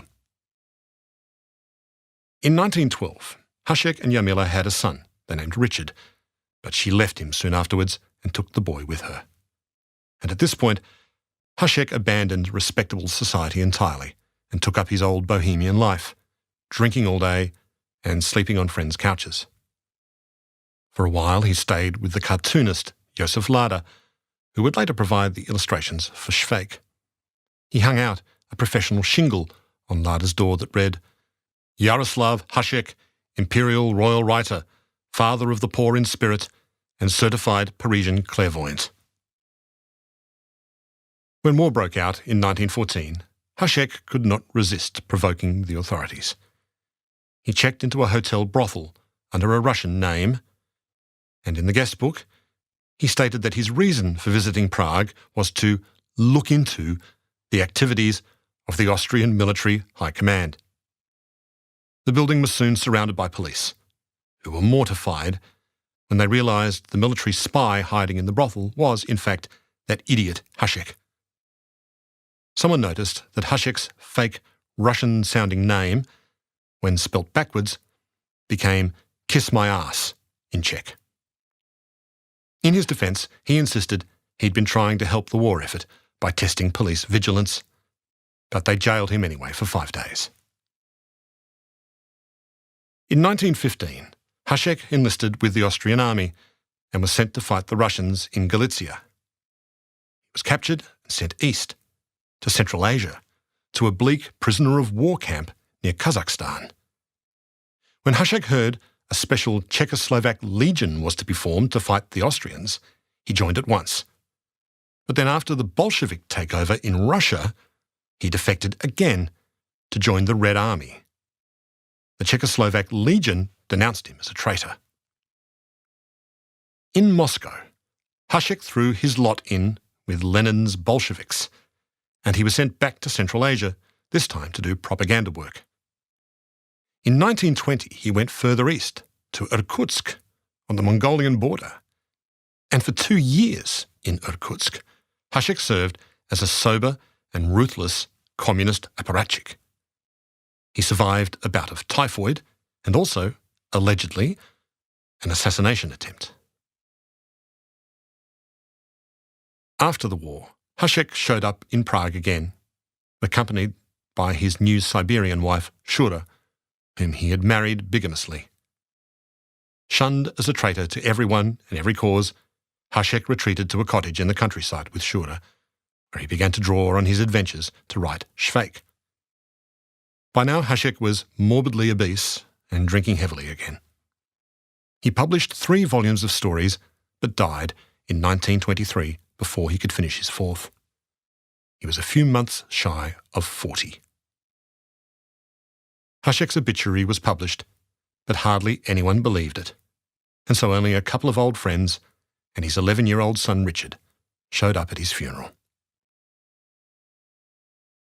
Hashek's book became the most translated Czech novel of all time. In the 1920s, a conservative Czech critic worried that the popularity of Švejk might present a threat to national security, encouraging soldiers towards sloth and cynicism in the face of German aggression. But the Nazi invaders were equally infuriated by the Švejkian behaviour of the Czechs under occupation, which one observer defined as a baffling willingness to comply with any and all demands and an equally baffling ability to execute them in such a way that the effect is quite different from that contemplated by those who did the commanding. Nazi ideologues saw danger in laughter. The Reich will not be mocked, snapped Reinhard Heydrich, the butcher of Prague. After Heydrich's assassination, a quisling minister berated his fellow countrymen for their national peculiarity, which culminates in the disgusting figure of a calculating sloth and titular idiot, Švejk. I asked my friend Jaroslav Kovaříček if he ever tried playing Švejk with the communist authorities. Of course, he says brightly, we all did. There was the day when I had a political indoctrination session. The party leader was talking about the advantages of a planned economy under communism, unlike capitalism, he said, which was always falling into crisis. So, comrade, I asked, please explain this to me. Why do we always give awards to those traitors, the Udaniks? Udaniks, he explained, were the heroes of socialist labour who received medals from the party for over-fulfilling the economic plan by 120%. I said to him, these Udaniks, they're in the service of the Western imperialists. They want to destroy the economy. And the communist asked me to explain myself, and I said, well, if everything is planned to 100, and someone is making 120, then that means they are wasting material. I said all that with an absolute innocent expression on my face, Jaroslav tells me. I was like Švejk.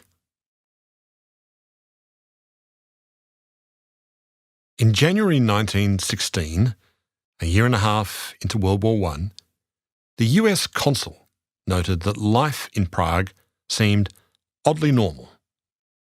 The streets are crowded with well-dressed people, he wrote. Coffee houses, cinematographs, theatres and cabarets are going full blast. But as 1916 rolled on, the mounting casualties, combined with food and coal shortages, shook Praguers out of their indifference. Hungry women and children clustered outside official buildings demanding food, only to hear district officers nervously assure them that everything that could be done was being done. In the suburb of Holešovice, a group of women ambushed a bread shop owner on her doorstep. They seized her loaves of bread, but then thrust their money into her pockets. "Madam, we don't cheat you of anything," one of them insisted. "We are hungry. We give you money." Frustrated by his noisy room in the old town, Franz Kafka asked his sister Otla to help him find a more suitable place to write. She found him a dwelling in the Castle District, among the row of tiny fairy tale houses known as the Golden Lane. The little houses, no bigger than 20 square metres each, had been constructed in the 16th century to accommodate Rudolph II's castle fusiliers and were later occupied by goldsmiths and castle servants. The Golden Lane was not then the picturesque tourist attraction it is today, and Kafka had no interest in working in such a dilapidated environment. But Ortler set to work making it clean and cosy. In the beginning, it had many shortcomings, he wrote to his on-again, off-again fiancée, Felice Bauer. Now it suits me perfectly. Each evening, Kafka would carry his supper up the hill, write in the deep silence in the Golden Lane until midnight, and then walk back down to the old town through the snow. While Kafka burrowed deeper into his dream-like inner life, the city outside his tiny castle sanctuary was running out of food and fuel. The trams had stopped running and the theatres were closed. In April 1917, the announcement of a further tightening of rations sparked riots in Prague. Hungry mobs raided restaurants and hotels searching for food. The imperial government's authority was withering away. As the Austrian Empire limped on through the war towards defeat, Tomáš Garrigue Masaryk hopped between the Allied capitals, using his network of contacts to lobby anyone who might help the cause of Czech independence. In Paris, he joined forces with the Slovak leader Milan Stefanik to coordinate a campaign for a united Czech and Slovak nation. All the while, Masaryk kept in touch with a group in Prague known as the Czech Mafia, who were covertly working towards national independence from within. Masaryk persuaded the Russians to support a Czechoslovak legion to fight against the Germans and the Austrians. The legion grew into a force of more than 100,000 soldiers who fought against the Central Powers on the Eastern Front. They fought against the Bolsheviks in the subsequent Russian Civil War, and at one point they seized control of the Trans-Siberian Railway, all the way from Samara to Irkutsk. The effectiveness of the Czechoslovak Legion impressed the Allied leaders and helped convince them of the viability and the desirability of a post-war Czechoslovak state. The final year of the war, 1918, opened with Germany and Austria launching a last great offensive, which ended with their forces in full retreat. The Empire's Czech, Polish and Hungarian regiments mutinied and decided to go home. On the 6th of January 1918, a group of Czech parliamentarians met at Prague's Municipal House to issue a declaration demanding independence, which was recognised by the French on the 29th of June, the British on the 8th of August, and the Americans on the 2nd of September. The First World War came to a close, as Winston Churchill quipped, with a drizzle of empires falling through the air. Karl I, who was the last Habsburg emperor and king of Bohemia, never actually abdicated.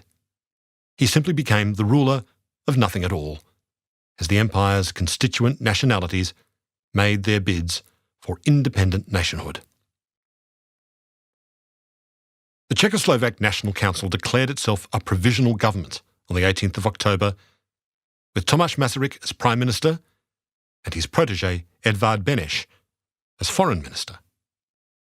Following the American model, they issued a Declaration of Independence of the Czechoslovak nation, which declared the resolve of its people to be free of the denationalising oppression which we have suffered for the past 300 years. In other words, since the Battle of White Mountain.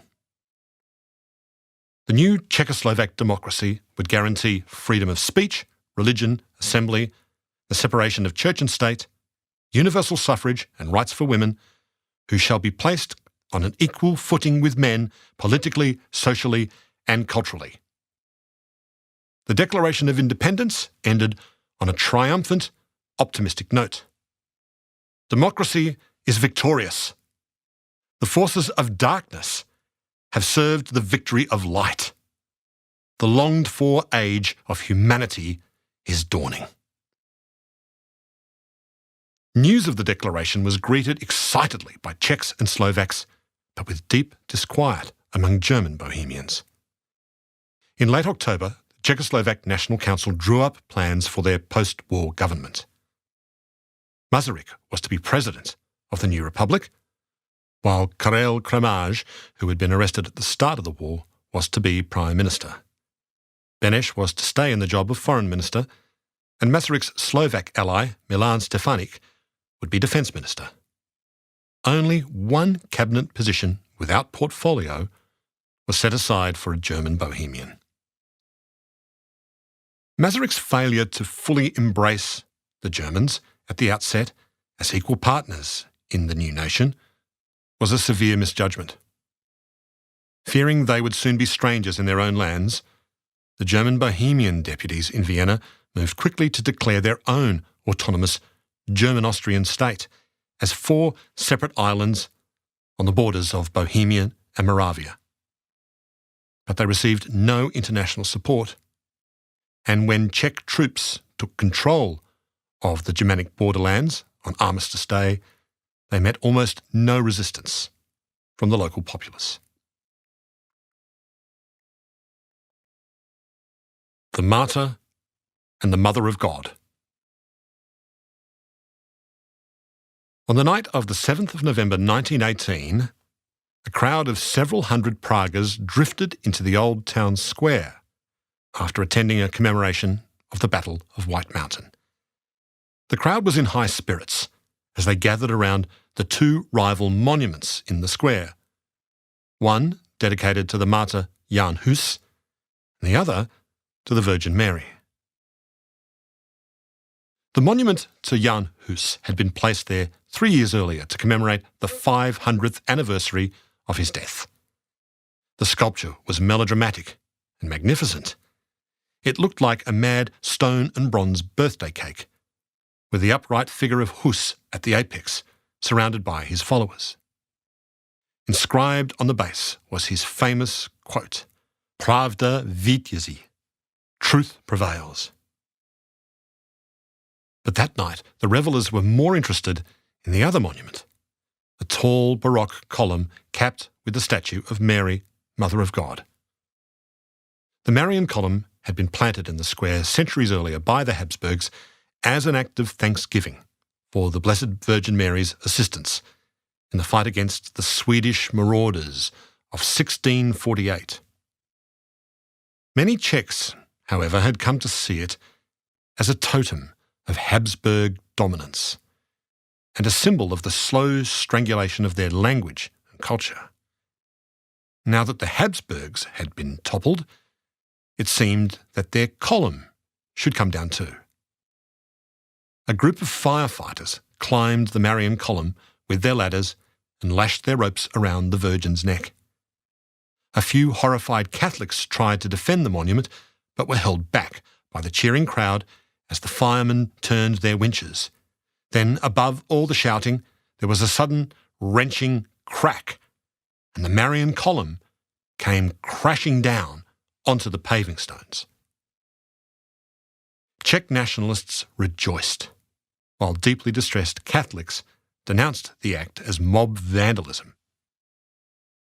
For the Czechs, the toppling of the column was a symbolic act of banishment.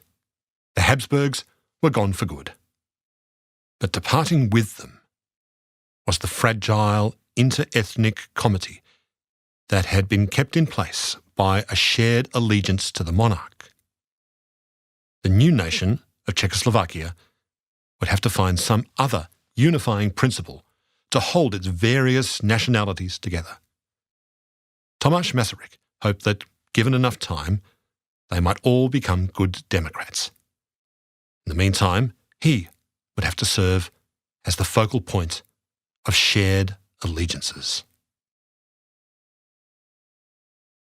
Tomáš Garrigue Masaryk, once reviled as a traitor to the Czechs, returned to Prague in December 1918 as the hero of the new nation that he had done so much to create. Stepping off the train, Masaryk was given the traditional homespun offering of bread and salt and was reunited with his family. The ordeal of the war years had taken their toll on his wife Charlotte, who had remained in Bohemia while her husband was away. The death of their son Herbert from typhus had left Charlotte depressed and anxious. Their younger son, Jan, however, had survived the war and would follow his father into government, first as a diplomat, then as the foreign minister of Czechoslovakia.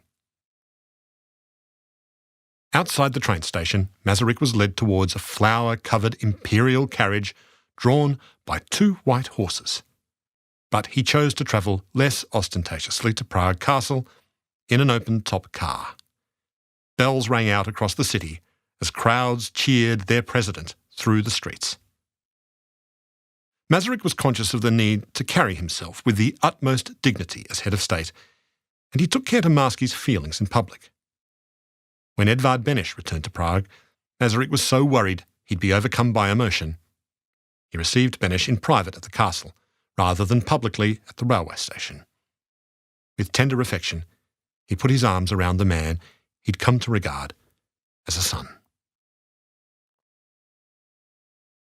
The First Republic. Tomáš Masaryk's first night in Prague Castle was a sleepless one. Once the public euphoria had died down, bitter antagonisms surfaced, exacerbated by the continuing food shortages. Prague was in almost constant turmoil throughout 1919 and 1920, riven with inter-ethnic violence and industrial protests. The presence of Masaryk in these turbulent years was critical in holding the country together socially and ethnically. The Czechoslovak Republic had 13 million citizens. Of these, half were Czech, a quarter German, roughly a sixth were Slovak, in addition to smaller populations of Ruthenians and Hungarians. Masaryk was a realist about inter-ethnic harmony, proclaiming, "You don't necessarily have to love one another in order to live together in peace."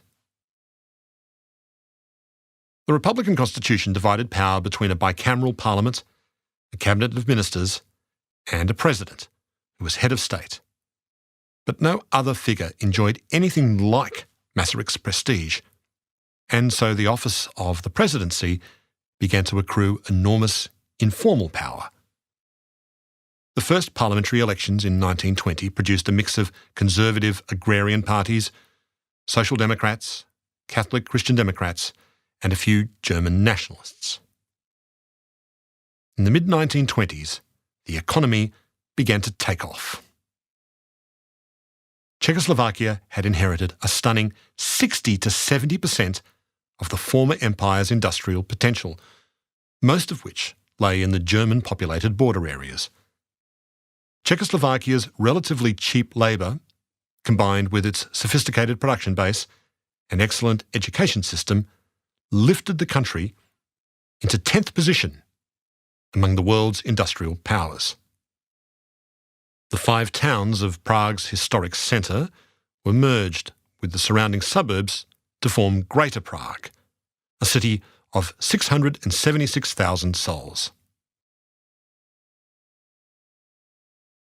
The Friday Men. On the 25th of January 1921, a new play titled R.U.R. opened at Prague's National Theatre. In the play's opening scene, a manager is giving dictation to his secretary when a visitor, Lady Helen, arrives, and she asks the secretary where she's from. "Here, from this factory," the secretary replies. "I was manufactured here."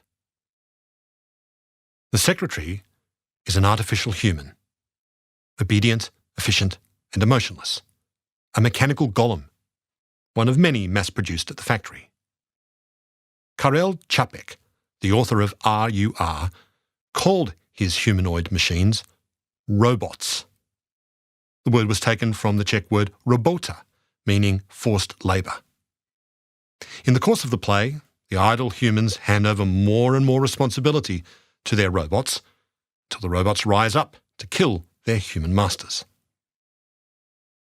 In the century following the premiere of RUR, the troubling thought that humans might unwittingly buid machines that would replace us became a well-worn trope of science fiction.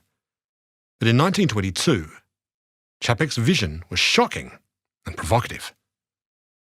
The play was translated into many languages. Čapek's robots appeared on stage in London's West End and on Broadway, where a young Spencer Tracy played one of the automatons. In 1926, Karel Čapek met Masaryk at a reception at Prague Castle. Thereafter, he and the president became close friends. Čapek had taken little interest in politics before the war, but Masaryk's feat of creating an enlightened, democratic state from the crude materials of Czech nationalism struck Čapek as miraculous and worth defending, particularly among his friends who were of the revolutionary left. Čapek invited the president to the regular salon he held in his cramped Vinohrady apartment on Friday nights. The Friday Men, as they called themselves, were a raucous group of intellectuals, journalists, writers and politicians who addressed each other with mock formality, while Čapek, coffee pot in hand and half a cigarette jutting out of his mouth, played host. The group was politically diverse, but socially narrow. No women, Germans or Slovaks were ever invited. Čapek encouraged good-humoured conversational combat, but his deeper hope was to forge a degree of friendship between prominent liberals, communists and conservative Catholics, and a shared loyalty to Czechoslovak democracy. President Masaryk's occasional visits had a sobering effect on the normally garrulous Friday Men. Alcohol was taken off the table and the conversation lurched in fits and starts. Younger members were intimidated by the president's bearing and dignity, while communists tried to bait him with good-humoured barbs, which Masaryk seemed to enjoy more than the flattery. "I try to keep my eye on everything," Masaryk told Čapek. The castle's intelligence network was closely monitoring Russian-directed communist activity in Prague, but Masaryk was more troubled by the rise of a Mussolini-inspired movement, calling itself the Czech National Fascist Community. The Czech fascists, who had infiltrated elements of the armed forces and the right-wing parliamentary parties, were pan-Slavist, anti-German and anti-Jewish. Masaryk denounced them as pathological scum. In 1926, President Masaryk invited the Friday Men to join him at his summer residence in Lani, outside Prague. After dinner, he read out a newspaper report speculating that he was contemplating a temporary presidential coup to forestall a fascist military takeover. "What," he asked, "do you say to that?" No one spoke. Masaryk warned the group that the Czech fascist leader, General Radola Gajda, might use the forthcoming so-called Gymnastic Congress in Prague to launch a fascist putsch, and he asked them to speak up for parliamentary democracy. "We must not fear the fascists," he said, "but we must counter their heckling with our arguments." Masaryk was prepared to use more than arguments to defeat them. On the 2nd of July, General Radola Gajda was arrested on spurious espionage charges and stripped of his rank. Czech fascists continued to indulge in street fights and violent attacks on left-wing party meetings, but Masaryk suppressed their activities with a mix of legal and extra-legal methods. In parliamentary elections, the Czech fascists never won more than 2% of the national vote. The ascent of Adolf Hitler in Germany dramatically altered Czechoslovakia's outlook. Most of Britain's conservative establishment disregarded the Nazi leader's rantings as theatrical bluster, Masaryk and his foreign minister, Edvard Beneš, entertained no such delusions. Madeleine Albright, who would one day become the first woman to serve as US Secretary of State, was born in Prague in these interwar years. Her father, Josef Korbel, worked in the Czechoslovak Foreign Ministry, and in 1936 Korbel was asked to accompany a delegation of Yugoslav scholars to visit Masaryk at his home. Masaryk had suffered a stroke that had impaired his speech somewhat, but Korbel was struck by the old man's tall, dignified bearing, with his high-starched collar, wire-rimmed spectacles and trim Van Dyke beard.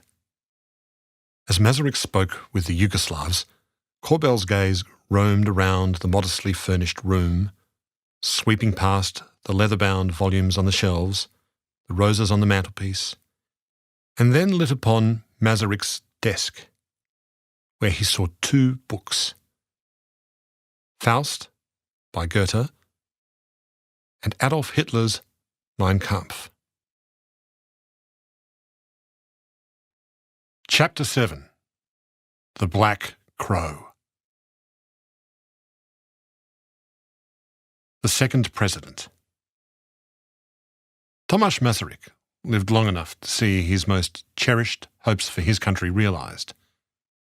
Edvard Beneš, the man who succeeded him as president, had to watch all those hopes burn to the ground.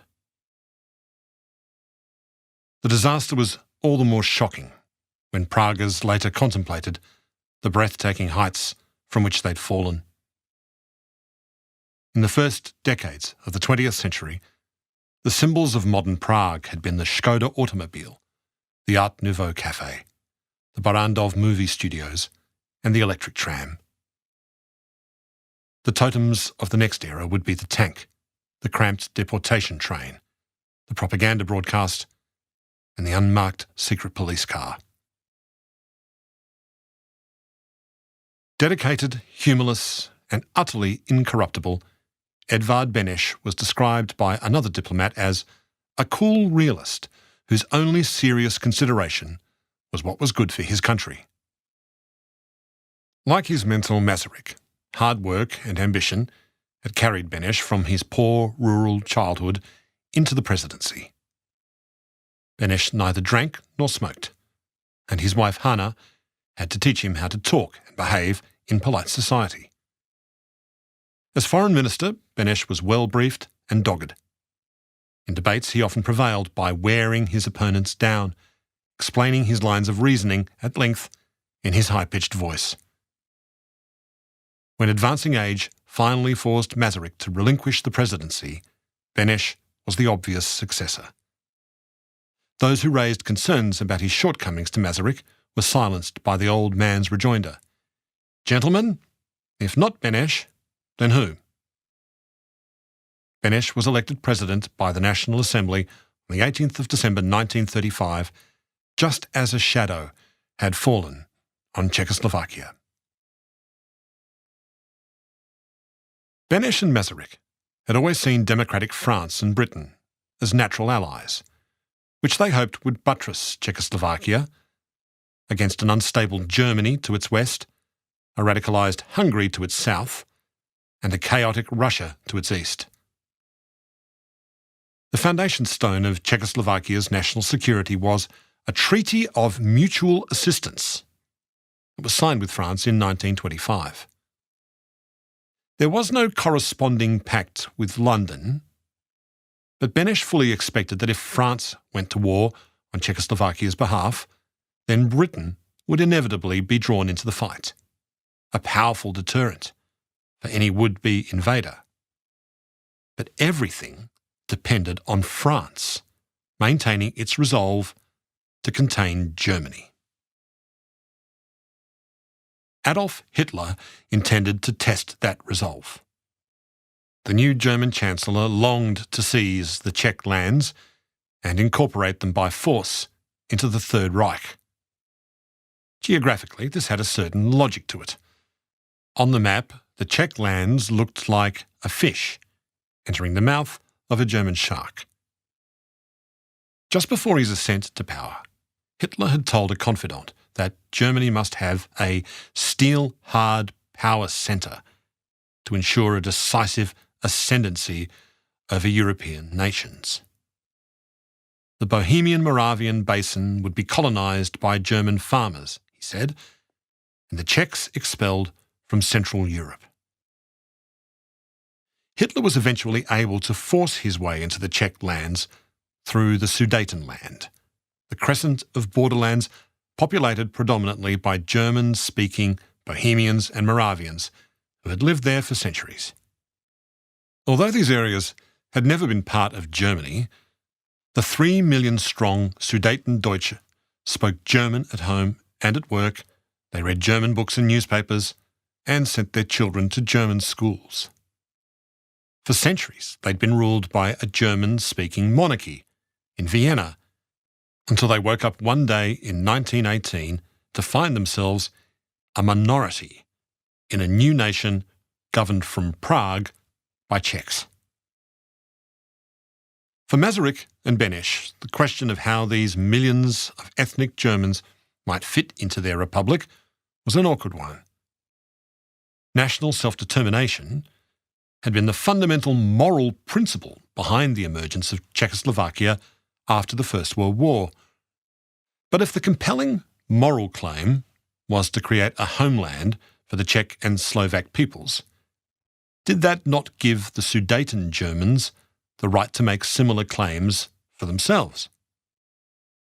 At Versailles, Beneš tried to skate over the issue, giving vague assurances to the Allies that Czechoslovakia would be a kind of Switzerland of Central Europe, a confederation of self-governing ethnic cantons. That's not what happened. Given that the Sudetenland held a quarter of Czechoslovakia's population and most of its industrial strength, Prague should have expended every effort to reach out warmly to the Sudeten Germans and make them feel at home in the new multi-ethnic republic. But Masaryk, in his inaugural address as president, uncharacteristically blundered, referring to the Sudetendeutsche patronisingly as our Germans, and describing them as a people who originally entered the country as immigrants and colonists. After that poor start, Masaryk vowed to do better to win over their loyalty. But the Prague government failed to make its ethnic German citizens feel and act like full participants in the state. The glad, triumphal language of the Czechs and the loss of German primacy could not be ignored. The Czech landlord was friendly and tolerant, noted historian Igor Lukáš, but he made sure his Sudeten tenants knew who owned the house. Some progress at integration was made in the 1920s. Ethnic Germans served in the Czechoslovak cabinet, and the booming economy boosted confidence in the central government. A leading ethnic German politician of the time went so far as to declare, "We have lived with the Czechs for 1,000 years, and through economic, social, cultural, and even racial ties, we are so closely connected with them that we really form one people. To use a homely metaphor, we form different strands in the same carpet." But the carpet began to fray and tear under the stresses of the economic crisis of the early 1930s. The global depression hit the manufacturing industries in the Sudetenland particularly hard, leading to mass unemployment across the region, which was inevitably blamed on the government in Prague. The Great Depression also created mayhem across the border in Germany, radicalising voters and propelling the Nazis into power in 1933. Hitler wasted no time jump-starting the German economy with massive rearmament and public works programs funded by a complex shell game of deficit finance, which anticipated future returns from the plunder of conquered nations. Germany's economic recovery, celebrated with nationalistic language and Nazi pageantry, could not help but make a powerful impression on their cousins over the border in the Sudetenland. Admiration for Hitler among the Sudeten Germans was by no means universal, and many Germans stood ready to defend Masaryk's democracy, but Prague appeared indifferent towards them. Public works projects created to relieve unemployment appeared to favour Czech workers over ethnic Germans, and the new Czechoslovak radio service broadcast almost entirely in Czech, leaving the Sudetenland areas receptive to blasts of Nazi propaganda from across the border. The disgruntled German minority in Czechoslovakia found its voice in a somewhat mousy former gymnastics instructor named Konrad Henlein. In October 1933, Henlein formed a movement that became the dominant political force in the region, the Sudeten German Party, or the SDP. Henlein was careful at first to declare his loyalty to Prague. His stated wish was not for integration with the German Reich, but, he said, for greater autonomy within the Republic, a reasonable demand on the face of it. Henlein made frequent visits to London, where he cultivated the good opinion of Britain's elites in a conservative suit. But at home, he took to addressing public rallies in the style of a Führer, with banners and uniformed supporters. The troubles in the Sudetenland worried Beneš, who was at the same time receiving a stream of military intelligence on Germany's remilitarisation. In 1935, Beneš took out a second insurance policy by signing a treaty with the Soviet Union. Beneš had no illusions about the Soviet leader Joseph Stalin, whom he saw as a vicious medieval throwback to Ivan the Terrible. Beneš also knew an alliance with Moscow would further alienate the Sudeten Germans and appall the British. But these considerations were trumped by the need to create a powerful, double-edged deterrent against a German attack. An alliance with Stalin would deliver domestic benefits to Beneš as well, forcing the local communists to abandon their subversive activities and rally behind his government. Fingers of fire and hail.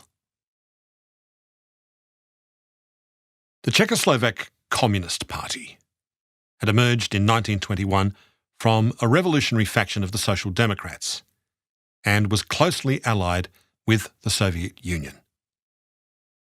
Support for the party had climbed through the 1920s, but Stalin's erratic policy shifts and his murderous suppression of dissent were becoming ever more difficult to defend. In Prague, the party's slavish adherence to the Moscow line made it appear unpatriotic. And despite the crisis in world capitalism, party membership fell dramatically in the 5 years after the Wall Street crash, from a high of 155,000 members to just 55,000 members. In its weakened state, the party's operations required a substantial monthly subsidy from the Soviet Union to stay afloat. The party's leader in Prague was a squat, square-headed former carpenter named Klement Gottwald, who prevailed over his rivals by following the Stalinist line no matter how wildly the great helmsman tacked and changed course. When he was accused in the National Assembly of being Moscow's stooge, Gottwald snarled, "We go to Moscow to learn from the Russian Bolsheviks how to wring your necks. And you know that the Russian Bolsheviks are masters in this." But after the treaty with Stalin was signed, Gottwald had to change his tune, and he suddenly became a Czech patriot and a strong supporter of Beneš's foreign policy. He spoke up for the nation's territorial integrity and called on citizens to remember the legacy of Jan Hus. Prague's proletarian revolution would have to wait. Prague's communists were a mix of party functionaries, factory workers, and intellectuals. Much of the movement's appeal lay in its claims to scientific rigour and historical inevitability. Like Taborites awaiting the second coming, Prague's communists awaited the apocalyptic final agonies of capitalism and the bright new dawn that would follow. It was this promise of a heroic future in which art, technology and ideology would converge to produce a new kind of human that made Marxist thought irresistible to a new generation of artists and writers coming of age in the fast-moving 20th century. In 1920, a group of avant-garde Prague artists and poets formed a movement called Devětsil that carried the banner for cultural and political progress. The Devětsil artists were excited by the new forms of popular culture, film and jazz, and were influenced by the competing modernisms of the early 20th century, Cubism, Russian constructivism, Italian futurism, and the German Bauhaus. But the Praguers were most powerfully drawn to French surrealism, which encouraged them to explore the dreamlike realms under their city's skin. Surrealism and Prague were always a natural fit, and in early 1935, the city's writers and painters felt a flutter of excitement when word spread through the bars and cafes that the founders of French surrealism, André Breton and Paul Eluard, were coming to town. On the 27th of March, Breton, with his thick black hair and his long leather coat, stepped onto the platform of Prague's Wilson station, accompanied by his new wife, Jacqueline, and Eluard, dressed more conservatively in a coat and tie. They were met by the Czech surrealist poet Vítězslav Nezval, who walked the visitors all over the city, through the old town, across the Charles Bridge, and up to the castle. Everywhere they looked, the French surrealists encountered strange and beautiful things. The stone saints on the bridge, the enigmatic symbols above the doors on Neridova Street, the backwards clock in Yosifov. Breton was particularly intrigued by the Golden Lane at Hradčany and its reputation as an alchemist's ghetto. Nezval introduced the Frenchman to other Devětsil surrealists. Writer-artists Karel Tyger, Jindřich Štýrský, and the painter Toyen. Born as Marie Chermenova, the androgynous Toyen would easily fit the contemporary gender description of non-binary. Toyen's phantasmagoric work, which often featured sexually explicit images broken up into chaotic and absurd collages, was wild, even by today's standards. For both the French and Czech surrealists, it was an intoxicating encounter. Breton gave lectures to packed halls and was interviewed by the local press and on Czechoslovak radio. On his return to Paris, Breton wrote to Nezval to tell him that Prague had given him one of the most beautiful memories of his life. The Czech and French surrealists were aligned not just artistically, but politically as well.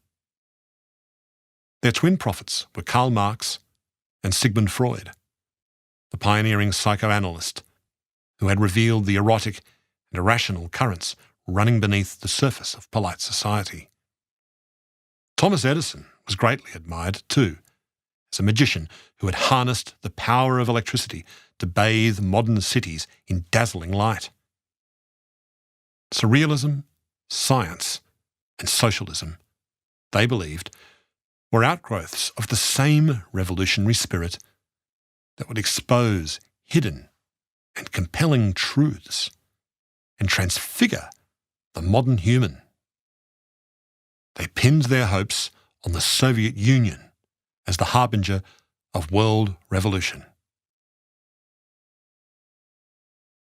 But although the surrealists in Prague and Paris were ready to put themselves at the service of the movement, it wasn't clear that the revolution would have them. Moscow had decreed that any art that strayed beyond the bounds of socialist realism was to be condemned.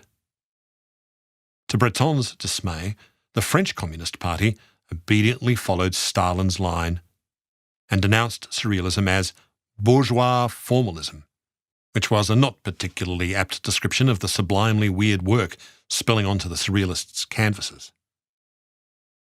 André Breton had been a strong Communist Party supporter, but by the time of his arrival in Prague, Breton was ready to acknowledge that the union between revolutionary art and politics was cracking. At a public lecture at Prague's City Library, Breton warned that Stalin's oppressive cultural decrees presented artists with a terrible choice. He said, either they must give up interpreting and expressing the world in the ways that each of them finds the secret of within himself and himself alone, or they must give up collaborating on the practical plan of action for changing this world. Breton published a tract denouncing Stalin. His co-signatories included Max Ernst, Salvador Dali, Dora Maar, René Magritte and Man Ray. Nesval and the other Czech surrealists refused to add their names to the letter, but most were, like Breton, ready to break with Stalin. Vítězslav Nesval, however, remained a party loyalist. A hastily convened meeting of the Prague Surrealist Group in March 1938 broke down with ugly accusations and counter-accusations, and the following day Nesval announced the group had been dissolved. But they reconfigured the next day without him. Nesval, who had so beautifully described the city in his hallucinatory poem Prague with Fingers of Rain, walked away from surrealism forever and became an obedient socialist realist, composing hymns to Stalin.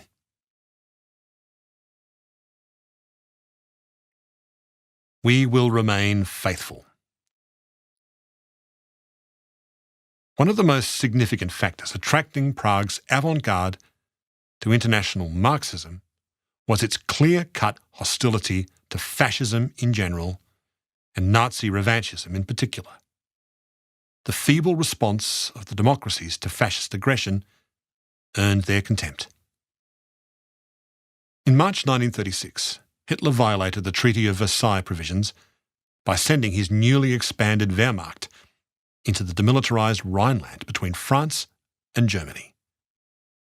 The French army was still, on paper, the most powerful military force on the continent, but the French general staff were mired in pessimism and warned the civilian leaders that an intervention would lead them straight back to the misery of prolonged trench warfare. The terrible flaw in Edvard Beneš's strategy was now exposed. The whole edifice of Czechoslovakia's national security rested on a stable and resolute France. But the French Republic in the mid-1930s was neither of those things. France, hobbled by its internal divisions, was no longer interested in striking a punitive blow against Germany for its treaty violations and had assumed a defensive posture. The treaty had deluded Beneš into thinking his country was safer than it really was. And in the end, it proved to be worse than useless. Beneš's expectation that Britain might stand with him against a newly militant Germany was also ill-founded.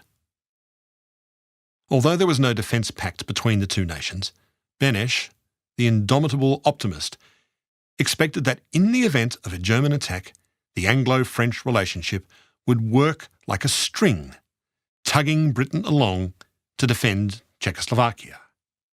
But Beneš had it exactly backwards. He would act instead as a leash that the British would pull on to restrain France from drawing the both of them into a new war with Germany.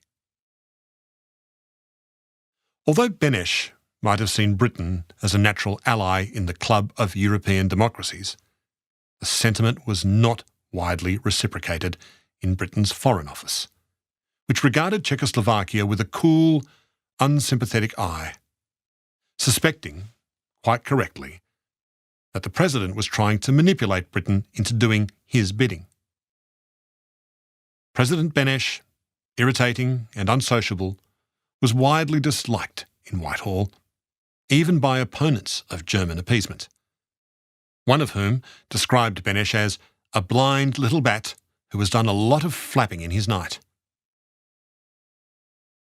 Beneš's ambassador to London was Jan Masaryk, son of the Republic's founder. Masaryk the Younger was charming and spoke English fluently, but he soon realised that Britain was unlikely to go to war on behalf of an oddly named foreign nation in faraway Central Europe. Walking past number 10 Downing Street one day, Masaryk pointed at the black door and told his companion, "I spend most of my official time in there explaining to the gentleman inside that Czechoslovakia is a country and not a contagious disease."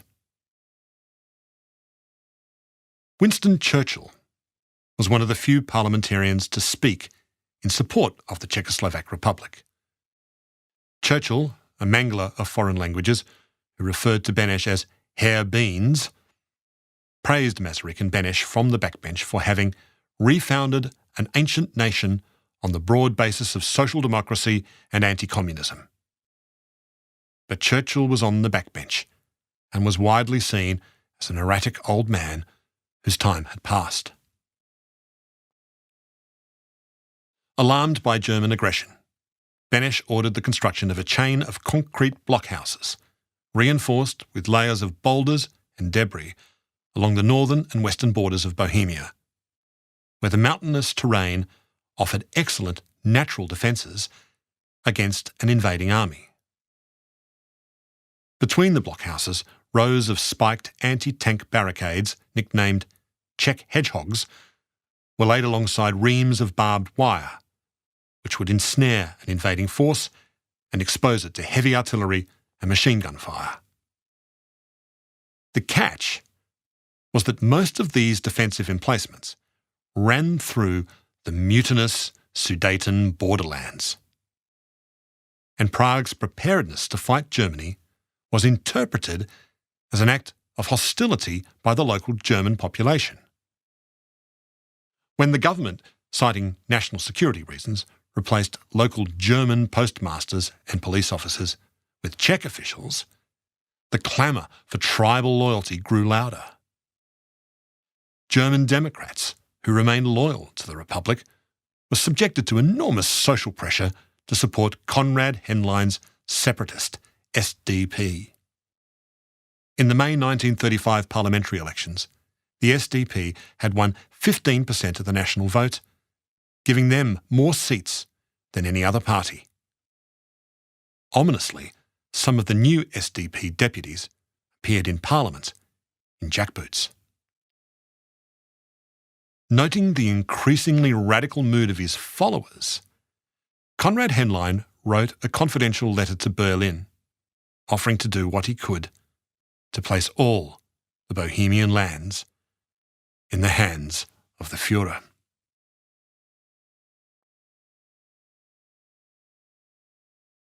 The health of the seemingly immortal Tomáš Masaryk declined steeply after he left office, and on the 14th of September 1937 he died peacefully at his home.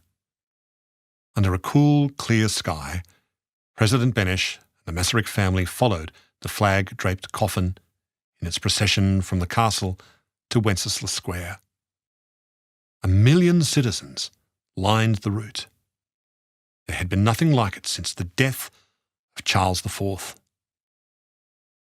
At the funeral, Beneš delivered an uncharacteristically emotional eulogy, calling for every citizen to work towards Masaryk's dream of a just, staunch, unconquered, developing humanitarian democracy. Looking up at the ghost of Masaryk, Beneš vowed, "President Liberator, to the bequest which you have placed in our hands, we will remain faithful."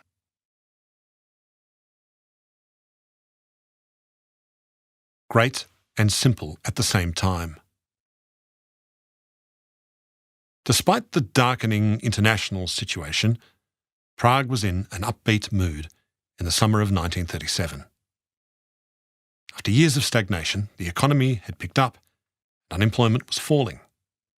Prague's theatres were full and its concert hall season was oversubscribed. Shoppers bought fruit, flowers and toys beneath the coloured umbrellas of the old town markets. Fashion designer Hanna Podolska, hailed as the Czech Coco Chanel, supervised the fitting of exquisite evening gowns on movie stars and socialites in her luxurious salon in the Luzerner Arcade. Praguers argued about politics and art in the city's famous cafes, while late-night revellers descended into Prague's cave-like nightclubs where silhouettes floated past on a tide of cigarette smoke. Cinema-goers at the Kino Luzerner laughed at the rollicking anti-fascist satire The World Belongs to Us, starring the comedy duo George Voskovets and Jan Verick, who accidentally foil a fascist plot led by a former carnival barker. Another film lighting up the screens in Prague that summer was the drama People on the Floating Ice, co-starring Lida Barova, the most popular Czech film actress of her time. Lida, 24 years old, was a star in Prague and Berlin. On screen, she was enigmatic and reserved, like Greta Garbo. Her luminous presence attracted Hollywood talent spotters who offered her a contract to make 4 films a year in the United States. Lida considered the offer, but she turned it down because her private life was in turmoil. She was embroiled in a dangerous love affair with one of the leading figures of the Third Reich. Lida Barova had begun her movie career at Prague's Barrandov Studios. In 1934, she was cast in the German film Barcarolle as Jacinta, the most beautiful woman in Venice. Her co-star was Gustav Fröhlich, a handsome star of the classic science fiction film Metropolis. They became engaged and they moved in together. One day in Berlin, production on the set of Barcarolle came to a halt when the new Chancellor of Germany, Adolf Hitler, visited the studio.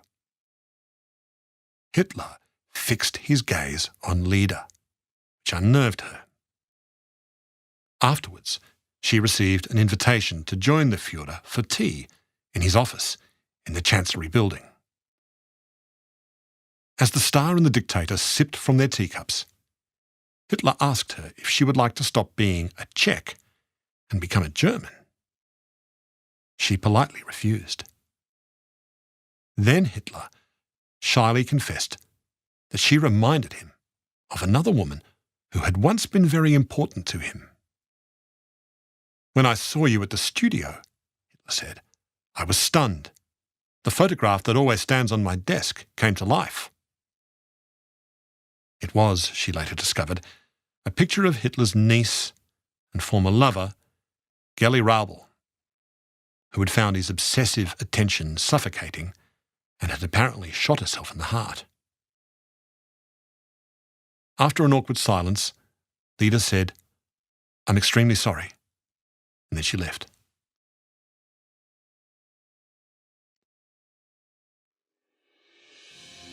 This is the end of CD 8. The book continues on CD 9.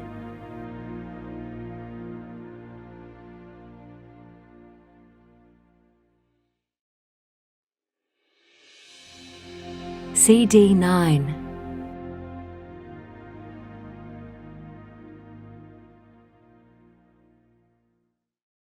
As prominent film stars, Lida and her lover Gustav Fröhlich attended extravagant parties hosted by Joseph Goebbels, Hitler's propaganda minister. Goebbels was fascinated by Lida's cool beauty, her almond eyes and high cheekbones, and the two became secret lovers. Lida claimed she was undone by his penetrating voice. She said, "I felt a light tingling in my back, as if his words were trying to stroke my body. Hoping to impress her with his mastery over an audience, Goebbels invited Leda to watch him deliver an important party speech. He promised that every time he touched his lips with his handkerchief, he would be thinking of her. The next day, Goebbels thundered from the podium, "The Jew is a parasite, a destroyer of culture!" Then he pulled the handkerchief from his suit pocket and gently dabbed his lips. Goebbels began to fantasize about abandoning his wife and children and starting a new life with Leda in Tokyo as the Reich's ambassador to Japan. When Goebbels put this to his wife Magda, she went straight to the chancellery to complain to Hitler. The Führer was aghast. The unmarried, childless Hitler enjoyed the easy comfort of being able to step in and out of Goebbels' family life as he pleased. More than that, Nazi propaganda had held up the Goebbels family as a role model. Magda Goebbels had given birth to 4 children with a 5th on the way, and she had been awarded the Nazi Order of Motherhood. A breakup of their marriage would be a public scandal. After Magda left, Hitler hauled in his propaganda minister. It was an uncomfortable meeting for both men. Their relationship was that of a cult leader to an adoring acolyte. "Adolf Hitler," Goebbels had once declared in his diary, "I love you because you are both great and simple at the same time, what one calls a genius." Now Goebbels was torn between his idol and his lover. He begged to be released from his post and to be allowed to divorce his wife, but Hitler pounded his fist on the desk and snapped, "He who creates history has no right to a personal life." Goebbels mournfully bowed to his leader's demand and left the room. "And now a new life is beginning," he wrote in his diary that night. "A hard, tough life, dedicated to nothing but duty. My youth is over." When Leda Barova was told of Hitler's demand, she became frantic and threatened to kill herself. "My wife is a devil," Goebbels told her over the phone helplessly. Leda was advised by the police to leave Germany for her own safety. She hurried home to Prague, to the family home, an airy Art Deco mansion paid for by her earnings as a movie star. Milos Havel, the founder of Barrandov Studios and Václav's uncle, welcomed her back, but Leda was snubbed by her former friends and colleagues, who had heard of her affair with the fascist Goebbels. Leda now regretted turning Hollywood down. She came to believe that if she'd gone to America, she could have been as famous as Marlene Dietrich. Dietrich, however, had impeccable anti-Nazi credentials, and Leda did not. The Dark Year. In early November 1937, Adolf Hitler told his general staff he was ready to create that steel-hard power centre in Central Europe by engulfing Austria and Czechoslovakia. He told his generals he believed the British were ready to give up on the Czechs. The generals were sceptical until Lord Halifax arrived from London 2 weeks later and confirmed it.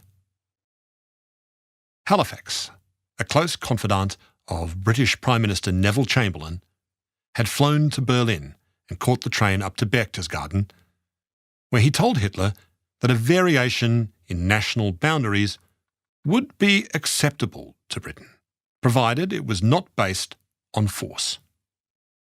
This represented a major change in British foreign policy and amounted to giving Hitler a free hand to pursue territorial gains in Central Europe.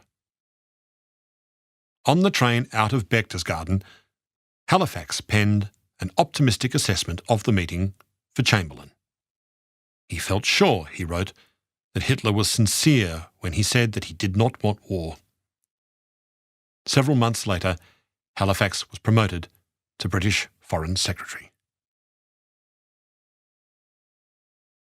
On the 20th of February 1938, Hitler declared to the Reichstag that over 10 million Germans in Austria and Czechoslovakia were suffering intolerable persecution, and he asserted his right to defend those Germans, regardless of where they lived. His homeland of Austria was his first target. On the 11th of March, the Chancellor in Vienna was overthrown, and the Austrian Nazi leader, Arthur Seyss-Inquart, issued a request for German military assistance. At 5:30 a.m. the next day, the Wehrmacht crossed the border, and Austria was incorporated into the German Reich. The same day, a small unmarked plane flew over the Czech border and dropped a shower of leaflets with the message, "Sagen Sie in Prague, Hitler lasst Sie grüßen." Tell them in Prague, Hitler sends his greetings. Jan Masaryk came at once to see Halifax, but the British Foreign Secretary saw no reason for alarm. He told the ambassador he had received private assurances from Hitler's people that the absorption of the German Austrians had been a family affair. But the Czechs, they were a different people and of no interest to them. Halifax asked Masaryk for his opinion of Hitler's assurances. Masaryk said, "Even a boa constrictor needs a few weeks of rest after it has filled its belly." Halifax asked, "What would you do if Germany attacked?" "We'll shoot," said Masaryk. President Benesch still had faith that the French would stand with them against Germany if it came to that. France's Prime Minister, Léon Blum, had only recently given Prague several rock-solid assurances that they would honour their treaty no matter what. Blum's government, however, fell 2 weeks later. The new Prime Minister, Edouard Daladier, and his Foreign Minister, Georges Bonnet, were defeatists, who saw the alliance with Prague as a painful liability that risked dragging them into a war that neither the French nor the British wanted to fight. Benesch was increasingly portrayed in the French press as a dangerous fool ready to risk a European war over tiny scraps of land. British Prime Minister Chamberlain and Daladier jointly pressed Benesch to make major concessions to the Sudeten Germans in order to secure the peace. But this would prove an impossibility. On the 28th of March, Konrad Henlein had been summoned to Berlin, where Hitler promised him the Sudeten problem would be settled in the not-too-distant future. Meantime, he said that Henlein should inflame tensions by making unacceptable demands of Prague. "So we must always demand so much that we can never be satisfied?" Henlein asked, and Hitler indicated his agreement. The Nazi propaganda machine now bombarded the international press with concocted stories of Czech atrocities against ethnic Germans.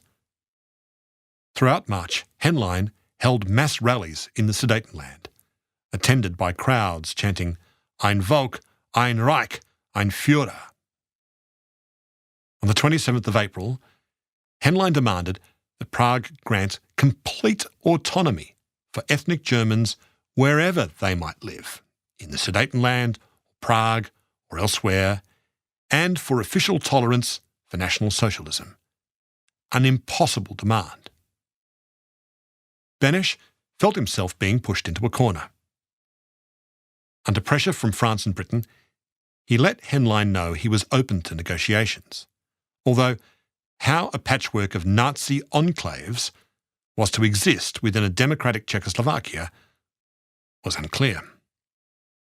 Benesch was playing for more time to rearm. He consoled himself with the expectation that if Hitler attacked, the Czechoslovak forces, dug into their Sudeten defences, could hold the invaders at bay for several weeks, by which time the French and the Soviets would surely come to their aid. On the afternoon of the 20th of May, Prague's High Command received reports that German tanks and troops were assembling at various points along the border. Benesch ordered a partial mobilisation of the armed forces, and within hours, 200,000 trained reservists, accompanied by battalions of mechanised infantry, were on their way to their mountain fortifications.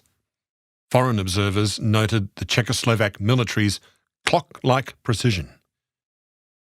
Czechoslovakia now had 30 equipped and trained army divisions, backed by armoured units and a modernised air force of more than 1,200 planes. The message was clear.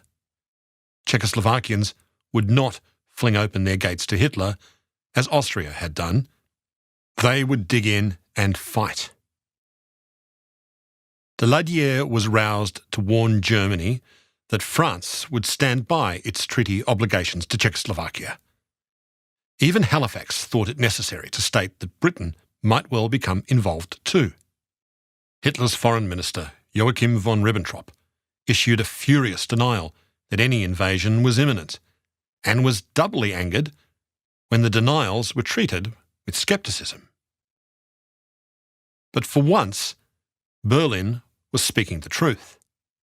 There were no German plans to invade that weekend. The jumpy Czechs had overreacted to a collision of several erroneous intelligence reports and some vague threats embedded in a piece of anti-Czech propaganda. Even though nothing happened, the impression that the Nazis had been poised to attack couldn't be erased from world opinion. For Germany, the non-event was a propaganda disaster. The world was given the impression that the Nazi bullies had been thwarted by President Benesch standing shoulder to shoulder with the Western democracies. Hitler sank into a black mood for days, brooding on the embarrassment. On the 28th of May, he summoned his generals and told them that preparations for an invasion must be completed by no later than the 1st of October. "I am utterly determined," he said, "that Czechoslovakia should disappear from the map." President Benesch saw the dummy crisis of May as a successful dress rehearsal for a real German attack. The elan shown by his own well-trained forces, combined with the solid backing he'd received from France and Britain, bolstered his confidence that his country could stare Hitler down. But it was all an illusion. Without the solid support of the British, the French would look for excuses to back away from their obligations to Prague. And British support would not be forthcoming. Prime Minister Neville Chamberlain had concluded that Czechoslovakia's situation was hopeless. In a candid letter to his sister, Chamberlain wrote, "You have only to look at the map to see that nothing that France or we could do could possibly save Czechoslovakia from being overrun by the Germans if they wanted to do it. The Austrian frontier is practically open. The great Skoda munition works are within easy bombing distance of the German aerodromes. The railways all pass through German territory. Russia is 100 miles away. Therefore, we could not help Czechoslovakia. She would simply be a pretext for going to war with Germany." Moreover, the distasteful treaty that Benesch had signed with the Soviet Union lost much of its value after a paranoid Stalin purged his Red Army command, ordering its most talented senior officers to be shot or beaten to death. The terrorised Soviet military would take years to rebuild. In any case, there was no shared border with the Soviet Union. A Soviet military rescue force would have to enter the country through Poland, a move the Poles would never consent to. The hangman with his little bag. Britain's leadership had now formed a settled view that President Benesch was an intransigent nationalist and a threat to world peace. On the 20th of July, in an effort to push Benesch along, the British ambassador to Prague, Sir Basil Newton, suggested that an independent mediator be brought in to negotiate a solution between Benesch and Konrad Henlein's SDP. Benesch, who was visibly upset, told Basil Newton that the British proposal was unacceptable. But when Newton threatened to publicise the offer of mediation alongside Prague's rejection of it, Benesch backed down. Prime Minister Chamberlain promptly announced the mission to the House of Commons, but he claimed, falsely, that it was Britain that had generously agreed to provide a mediator at Prague's request. It was one of many acts of British cynicism and treachery Benesch would remember after the war. The mediator, chosen by the British, Lord Runciman of Doxford, was an aristocrat in a winged collar and a top hat, who undertook his mission in a fog of ignorance, arrogance and naivety. He and his entourage arrived at Prague's Wilson Station on the 3rd of August and were greeted on the platform by the Mayor of Prague, by President Benesch's Chief of Staff, and a delegation from the SDP, which had been invited by Newton. When the correspondent for London's Daily Telegraph glimpsed Lord Runciman, he muttered a line from Oscar Wilde's The Ballad of Reading Gaol. The hangman with his little bag came creeping through the gloom. Lord Runciman held several meetings with Benesch and other government leaders at Prague Castle, which were described as brief and distinctly cool.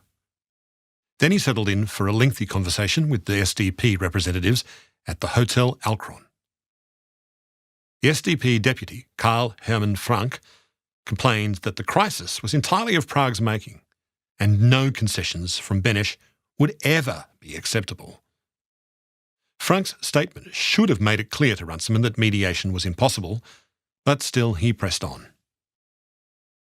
A desperate Benesch decided to call the SDP's bluff by offering them everything they wanted short of secession. On the 24th of August, Benesch put forward a plan to divide the country into self-governing territories, 3 of which would be German.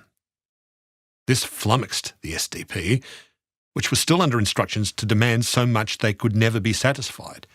"My God," gasped Karl Hermann Frank, "they have given us everything." Henlein and Frank rushed to Berlin for further instructions and were told to quickly find a pretext to break off negotiations.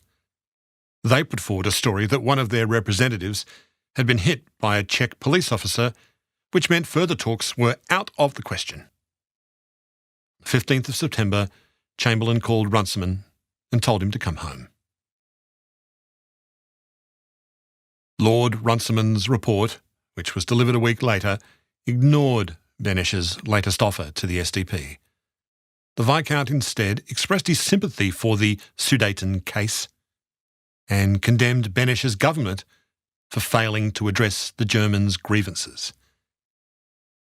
Disregarding the fact that under Czechoslovak law, even an ethnic minority like the Sudetendeutsche enjoyed rights and protections unavailable in the Third Reich, Runciman recommended that the frontier districts be handed over to Germany promptly and without procrastination. War now seemed close, and the strain was felt across the capital. Gas masks were distributed. Jewish families crowded the train stations and the airport, desperately trying to get out. Benesch delivered a radio speech on the 10th of September, calling for calm and goodwill. "Let us be prepared for every sacrifice," he said, "but let us also be optimists through the darkest days." A British journalist, W. Robinson, heard the speech in a hushed cafe, listening along with the other patrons to the broadcast. Afterwards, the cafe-goers broke out into anxious discussions, and Robinson stepped outside. In the rainy darkness, he saw a long trailing procession of clerics, nuns, and churchgoers filing along the street. The priests held aloft a precious black and gold statue of the Madonna and Child. It was known as the Palladium of Bohemia. The icon was said to have been a gift from St. Methodius and to have been worn by St. Wenceslas on the day of his murder 1,000 years earlier. Like its ancient Trojan namesake, the Bohemian Palladium was revered as a sacred, protective totem of the city. Robinson was moved by the longing of the marchers to be delivered into a state of peace and safety. The parade was, he thought, a national act of intercession by a people in deadly peril.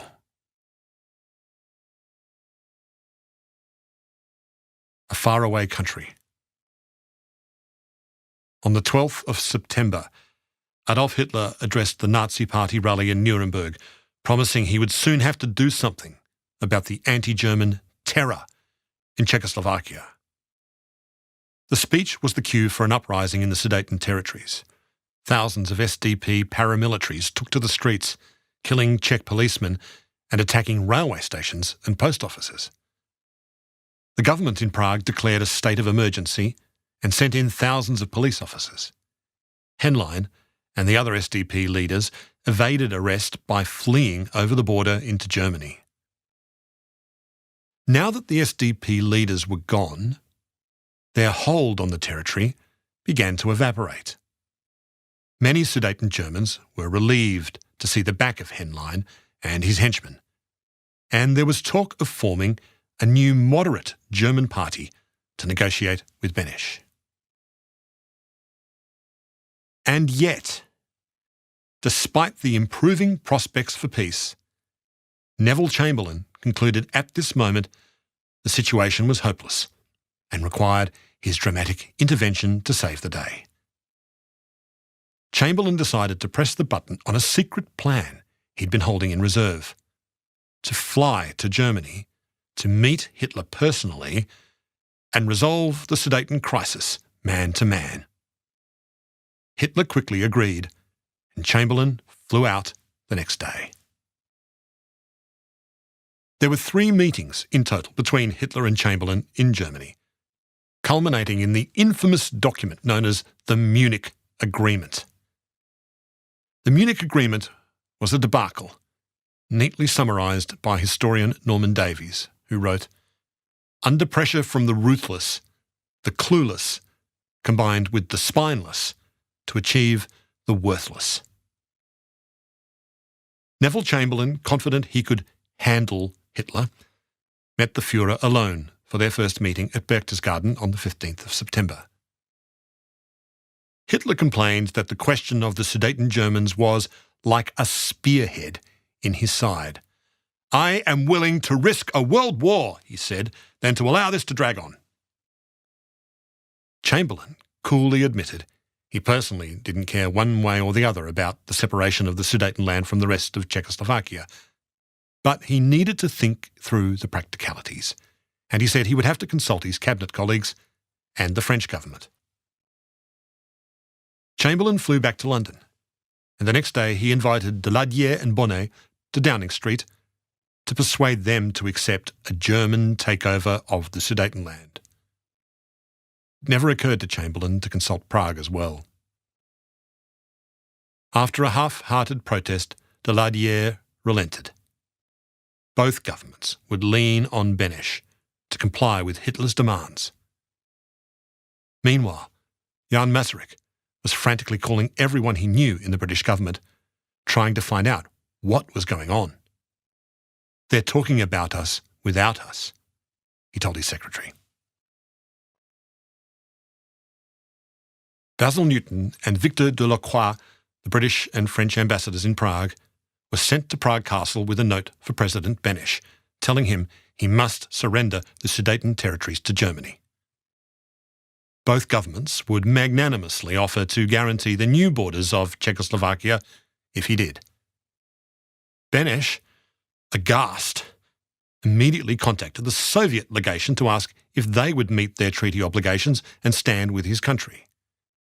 The Soviets gave no clear answer other than to suggest that if Czechoslovakia lacked French support, it should make its case to the League of Nations.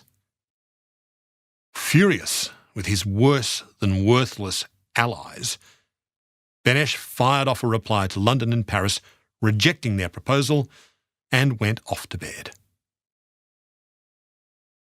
The President was woken an hour later by a staff member with news that the envoys were on their way back to the castle.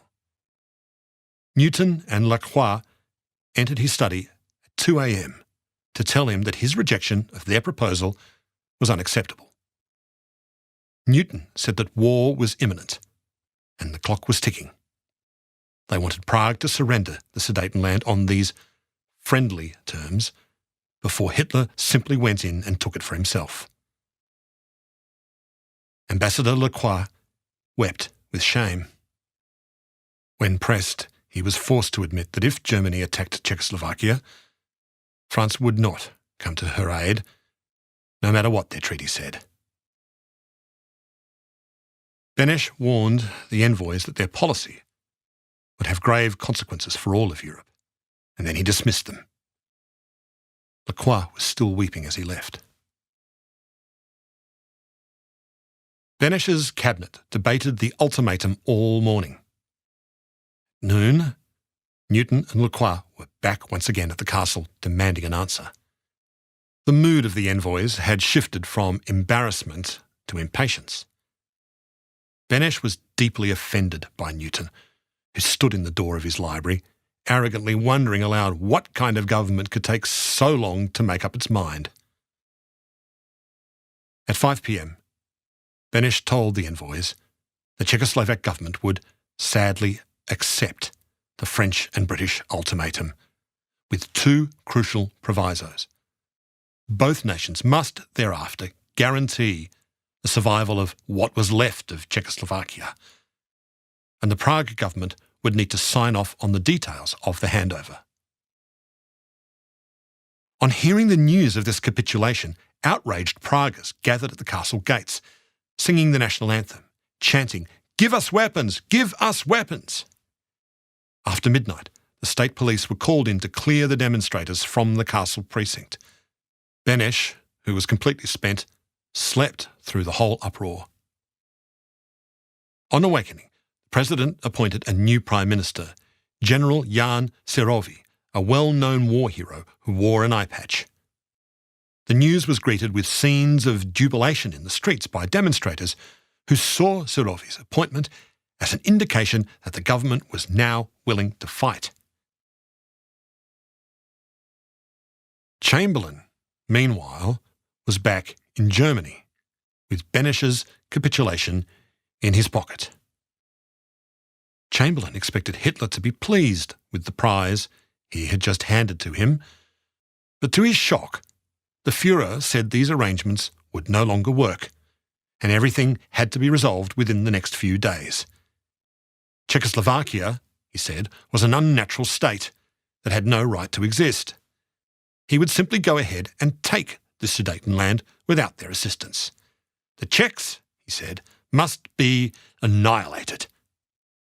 A flabbergasted Chamberlain protested that he'd given Hitler everything he'd asked for, at considerable political cost to himself. But Hitler was adamant. The Prime Minister flew back to London, deeply depressed. Chamberlain was ready to resign rather than lead his country into war, but his cabinet was at last moving towards taking a stand. Several ministers wondered if Hitler had somehow mesmerised their Prime Minister. In Prague, the mood had also shifted decisively. Beneš was now ready to defy Hitler, alone if necessary. Jan Masaryk handed a letter to Halifax proclaiming, "Against these new and cruel demands, my government feel bound to make their utmost resistance, and we shall do so, God helping. The nation of St. Wenceslas, Jan Hus, and Tomasz Masaryk will not be a nation of slaves. Halifax, using a diplomatic double negative, told Masaryk that the British government would no longer oppose a general mobilisation of the Czech military. France's foreign ministry also encouraged Beneš to mobilise. At Prague Castle, Beneš grasped at these messages of support from London and Paris like a drowning man handed a lifeline. When he read the message, his private secretary recalled, Beneš stood motionless for a while and looked at it intently. Then he put the note on a desk and said, "Yes," and started pacing up and down the room. Then he returned to the desk, picked up the note, and again said, "Yes, yes," several times, and started walking. I noticed that he was excited as never before. The President then said, "This means war. The English have advised us to mobilise." Tanks and trainloads of troops were again sent directly to the border, and the city observed a blackout in anticipation of a possible German bomber attack.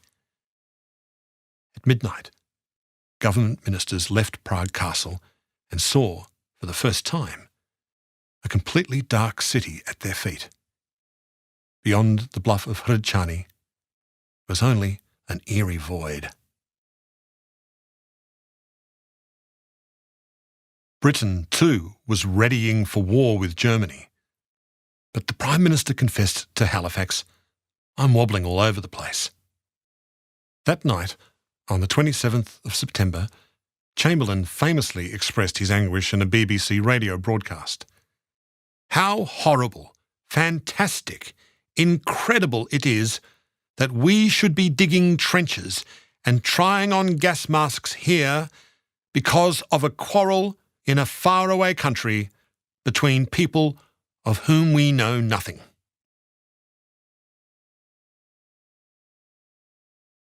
Entirely alone. On the evening of the 28th of September, President Beneš was in the midst of frantic war preparations when he learnt that Chamberlain and Daladier were on their way to Germany to meet with Hitler and the Italian dictator Benito Mussolini in a last-ditch effort to rescue the peace. Chamberlain had received a new message from Hitler that had given him fresh hope. Germany, it said, was now prepared to accept the British proposal and was offering a free plebiscite vote in the Sudeten regions. Hitler was even prepared to guarantee the borders of the new Czechoslovakia. It was the last tuft of grass on the very verge of the precipice, as Chamberlain later put it, and he snatched at it. The leaders were to meet in the Bavarian city of Munich. Beneš was not invited. The worried president sent two of his emissaries from Prague to Munich. They arrived late in the afternoon and were not admitted to the conference building. Instead, they waited in their hotel room for news, closely watched over by Hitler's Gestapo. At 7 p.m, a British diplomat stopped by to warn the Czechs that the outcome of the talks was likely to be worse for them than expected. Then, at 10 o'clock, Chamberlain's senior adviser, Sir Horace Wilson, arrived to outline the agreement forged by the four leaders. The Sudeten territory was to be entirely surrendered to Germany. No plebiscite was to be held. Some 800,000 Czechs were to be absorbed into the Reich, along with the German population, and the elaborate frontier emplacements in the Sudetenland were to be surrendered to Germany. The Czechs raised their voices in objection, but Wilson's offsider scolded them. "Should you reject this plan, you'll be dealing with Germany completely on your own. The French will put it to you more elegantly," he scoffed, "but believe me, they are in complete agreement with us." 1:30 a.m, Chamberlain invited the Czech envoys into his hotel suite. The British Prime Minister was tired, he said, but pleasantly tired. He yawned repeatedly and told them It was the best possible deal he could get for them. Daladier, deeply ashamed, stared at his fingernails. Benesch was taking his bath at the castle when he was given the news. The Germans would enter the Sudeten territories at midnight. The cabinet held an emergency meeting where a distressed Prime Minister Sirovi told the ministers that the Allies had given them a choice between being murdered and committing suicide. At this critical moment, Benesch's generals urged him to fight, arguing that if he did so, the French and British people would eventually force their governments to come to their aid.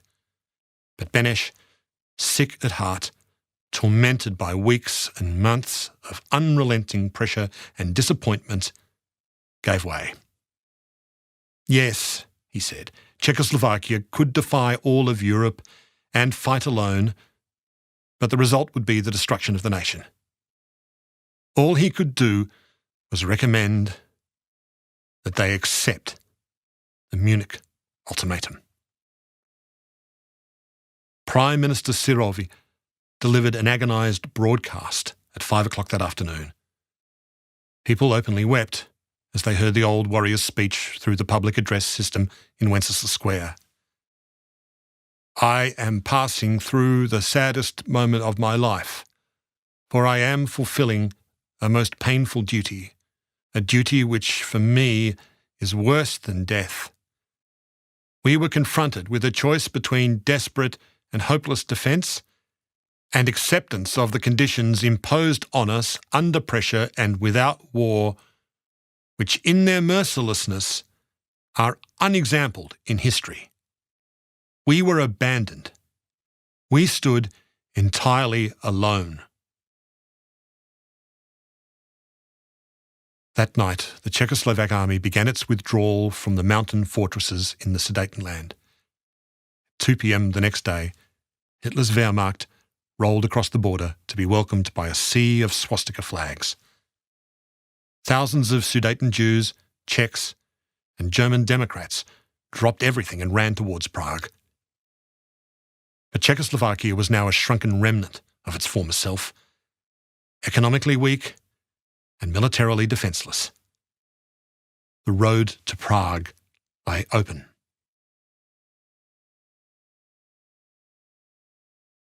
Mussolini had told Daladier he would be applauded on his return to Paris.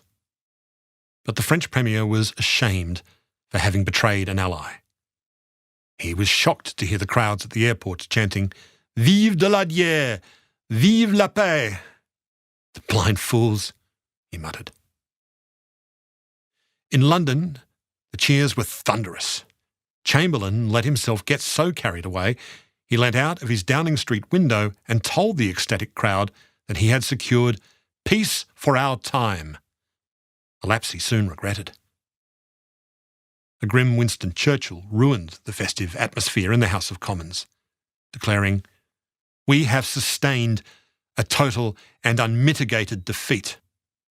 Silent, mournful, abandoned, broken Czechoslovakia recedes into the darkness." Benesch's surrender to the Munich ultimatum struck a deep wound upon the Czech psyche that lingers even today. Philosopher Jan Patočka, who lived through the crisis, was unforgiving in his assessment of Benesch.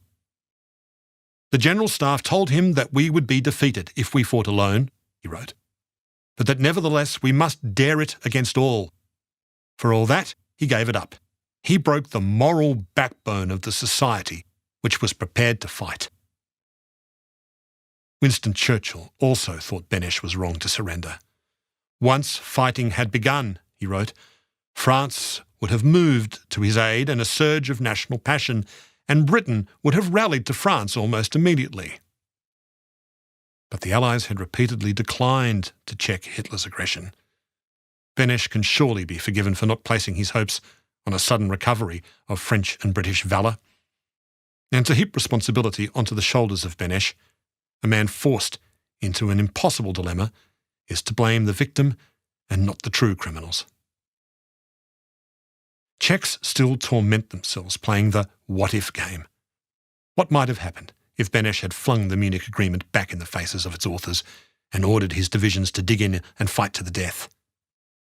Former US Secretary of State Madeleine Albright, who was an infant in Prague at the time of the Munich Agreement, tried to game out the likely consequences in her memoir Prague Winter. Madeleine Albright thought the German Wehrmacht would have prevailed eventually, but not before being badly mauled by a well-entrenched Czechoslovak army that had everything to fight for.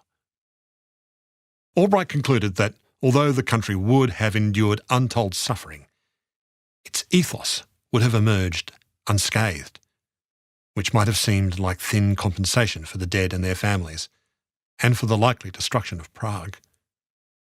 Her father, the diplomat, lamented that, in her hour of crisis, Czechoslovakia had as her president not a leader, but a negotiator.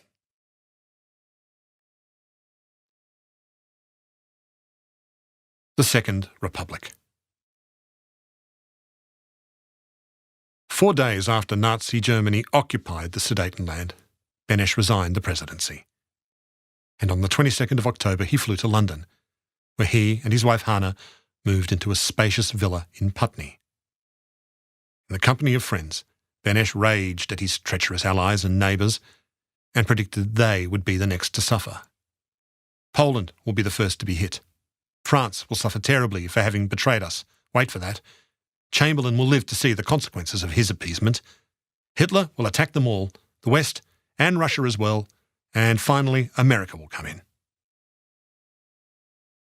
Beneš's replacement at Prague Castle, Dr. Emil Hacha, was a retired Supreme Court justice who neither wanted the presidency nor was capable of offering any resistance to Nazi demands.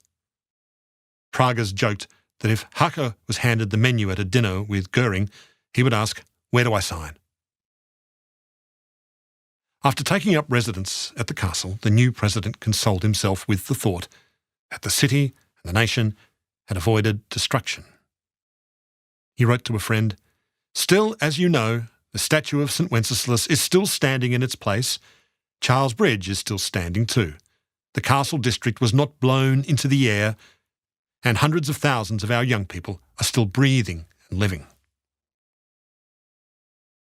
The new government, made up mostly of Catholic reactionaries, did everything in its power to appease Hitler. Elements in Czech society that had always felt a sneaking affinity with fascism and anti-Semitism came to the fore. State censorship was introduced along with an enabling act that allowed the government to rule by decree.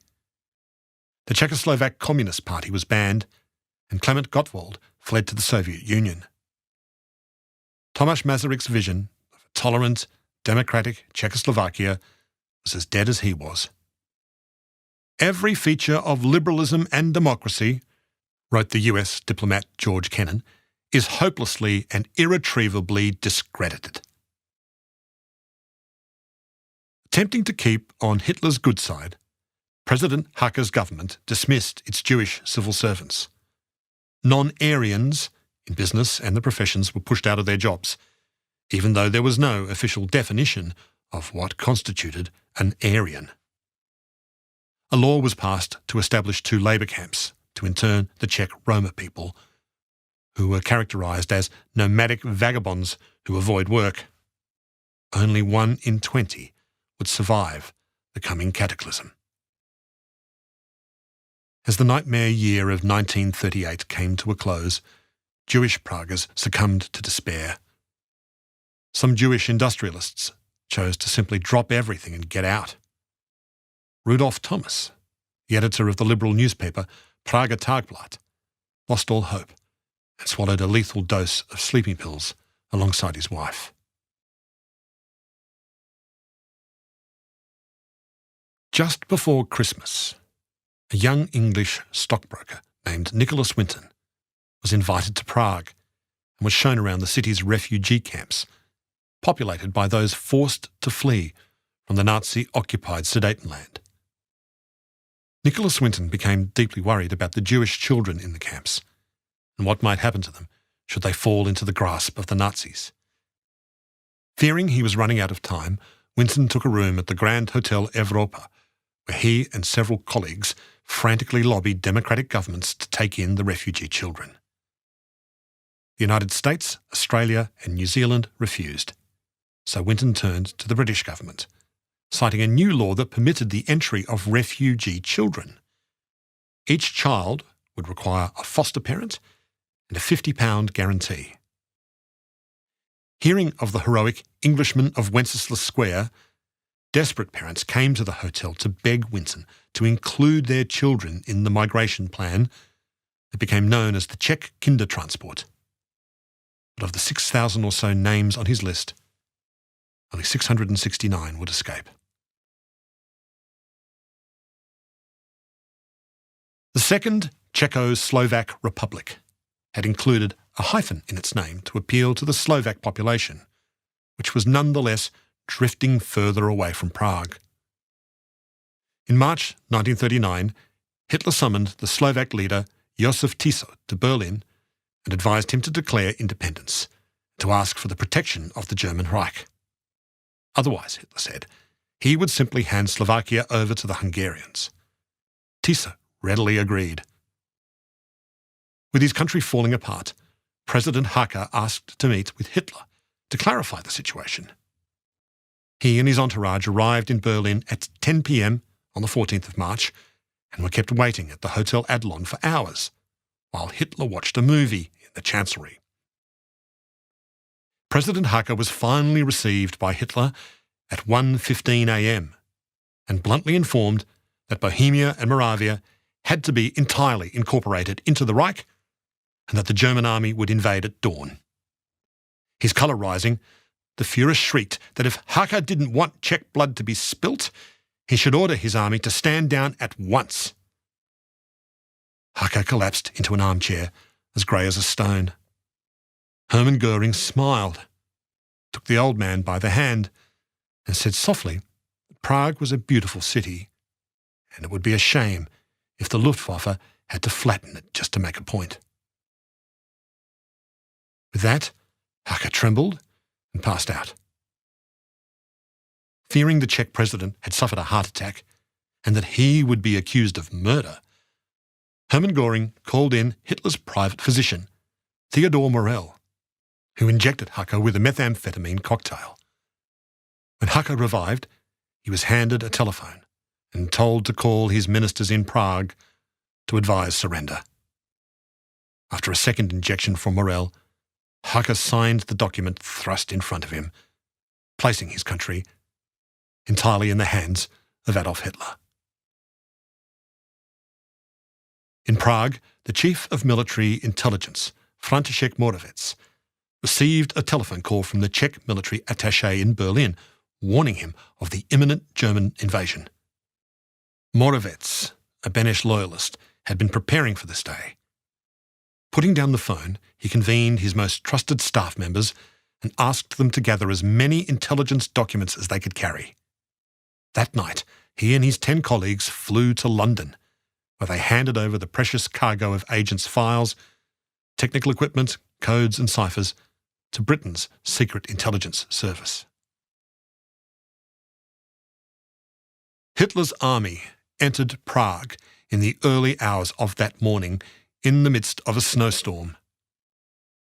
At daybreak, columns of motorised infantry, motorcycles and armoured vehicles clattered through the icy slush of the streets, while Goering's Luftwaffe roared across the sky. US diplomat George Kennan saw Czech women walking through the snow, weeping into their handkerchiefs. That morning, a Jewish friend pounded on Kennan's door, asking for asylum. The United States was still a neutral power, so Kennan had to refuse, but said that his friend could stay at least until the authorities demanded he be handed over. Kennan watched his terrified friend pace from room to room, chain-smoking, unable to eat. His brother and sister-in-law had already killed themselves, and he wondered out loud whether he should do the same. At mid-morning, German forces rolled into Wenceslas Square. The spectacle was reported live to air from a balcony of the Grand Hotel Europa by radio broadcaster František Kocourek. To him, it seemed an avatar of death had cast a shadow over the city. From somewhere far away, he said, a huge black crow has flown into Prague. I have seen it spread its wings and sweep down above the square over the searchlights and listening devices being paraded here by the German army. Horrified Czechs mostly remained indoors. Photos of those who came out to watch the motorised units roaring through the cobblestoned streets show a range of responses.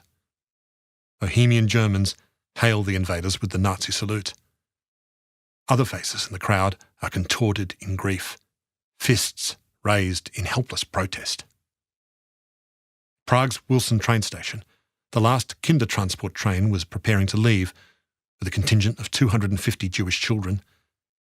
But after the announcement of the invasion, the train disappeared. Nicholas Swinton later recalled that we had 250 families waiting at Liverpool Street in London that day in vain. If the train had been a day earlier, it would have come through. Not a single one of those children was ever heard of again. In the late afternoon, Hitler's motorcade entered Prague and carried him up to the castle in triumph. Placing both hands on the sill of an open window, like a draftsman at his table, he surveyed the conquered city. Hitler, the thwarted architect, was displeased by the sight of the mini Eiffel Tower on Pershing Hill. The lookout tower on that hill has to go, he ordered. It spoils the overall effect. That night, Hitler slept in the great keep of the Kings of Bohemia, the former home of St. Wenceslas and Thomas Masaryk.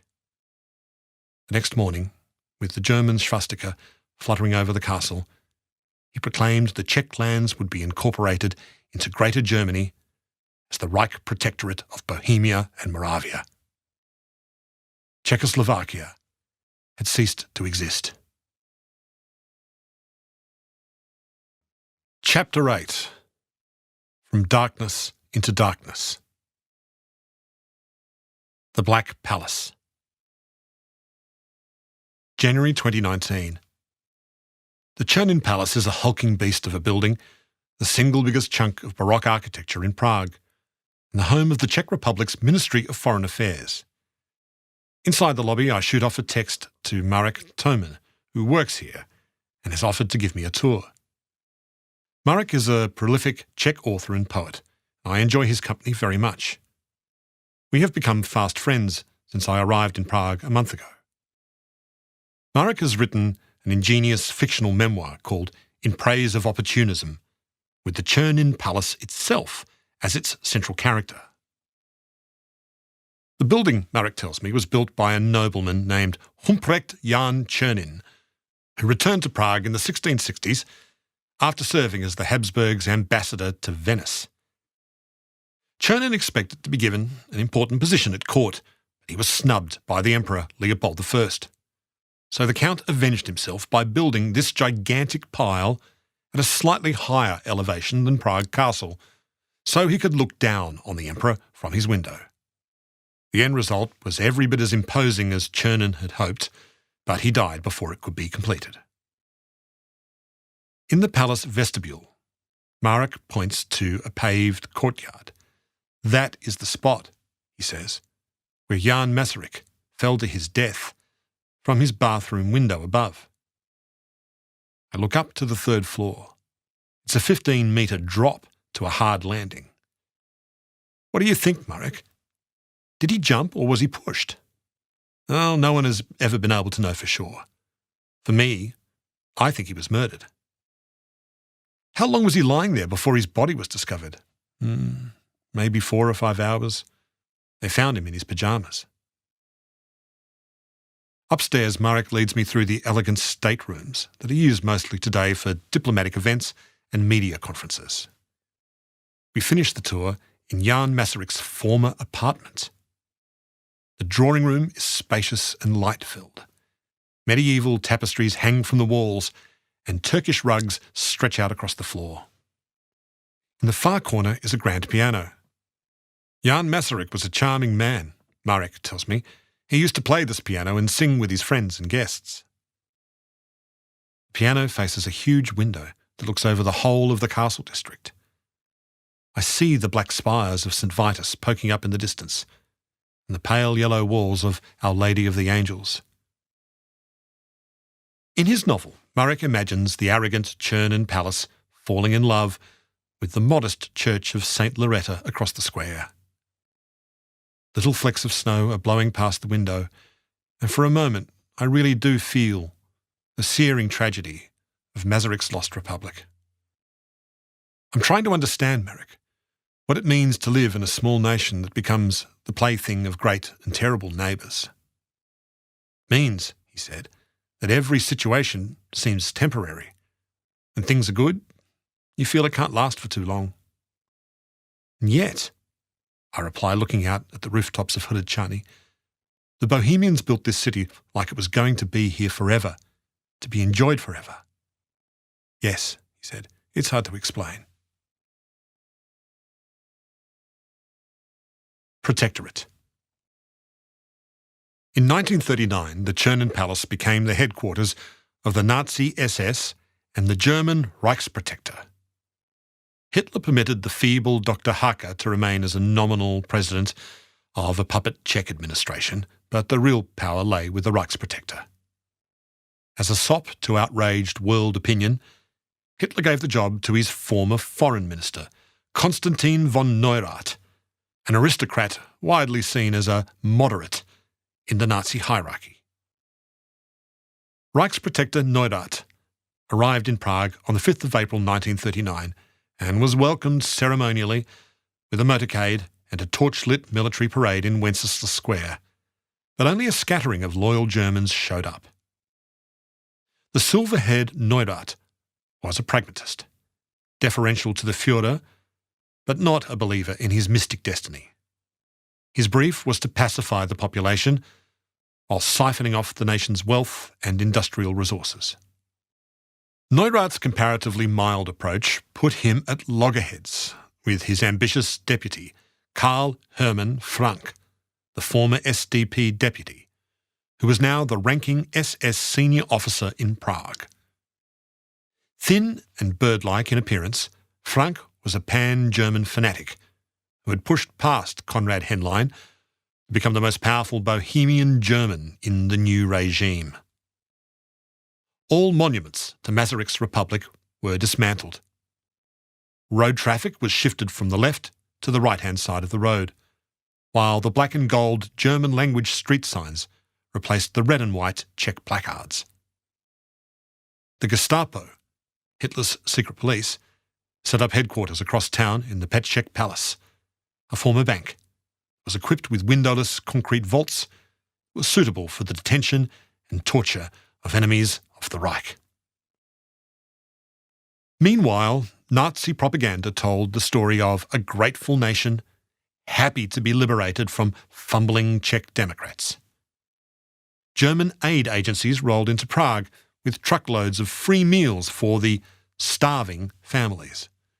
But the only takers were hungry and frightened Czech refugees from the Sudetenland. Struggling to find camera-worthy subjects, Nazi photographers found a group of local children and asked them to demonstrate how they said their prayers. Pictures of urchins with uplifted arms were then presented to the world with the headline, "Prague children beg for food." Czechs found ways to thwart the authorities. German officials frequently found their telephone lines cut dead, or the fuel tanks of their cars mysteriously empty. In the cinemas, projectionists played Nazi newsreels at high speed or blurred the picture, while crowds jeered in the darkness. A performance of Smetana's Marvelast at the National Theatre was given a raucous 15 minutes standing ovation, while the conductor kissed the score and held it up to the audience. The lessons of the good soldier Schweik had not been forgotten. One evening in a Prague beer garden, A group of students who had been drinking heavily took up a mocking cry, calling for Lebensraum, for living space, for the Czech people. The joke appealed to the other pub-goers, who joined in chanting, "We want colonies, colonies for the Czechs. We want colonies, colonies for the Czechs." Two visiting Germans sitting nearby missed the irony and were deeply impressed. They reported the incident to the Nazi news service as evidence of Czech enthusiasm for the benefits that would surely come as members of a German empire with overseas colonies. In between these outbreaks of defiance, humour, a degree of gloomy listlessness set in that summer. Electrical storms crackled in the sky. The US consul noted a strange lethargy, almost a paralysis in Prague. People preferred to sit through the summer evenings in the beer gardens or the little parks along the rivers to wait with involuntary patience for the approach of something which none of them could quite describe, but which they are all convinced must come and must affect all their lives profoundly. He noted, sadly, that the Czechs were one of the few people in the world who longed for war. It was the only thing offering any hope of liberation. Edvard Beneš, who had relocated from London to Chicago, had arrived at the same conclusion. In America, Beneš felt the old energy and ambition stirring within him once more. Although his reputation had been badly dented by his decision not to fight the Munich ultimatum, Beneš believed he was the obvious man to lead a Czechoslovak government in exile. There was still no good answer to his late mentor's question, if not Beneš, then who?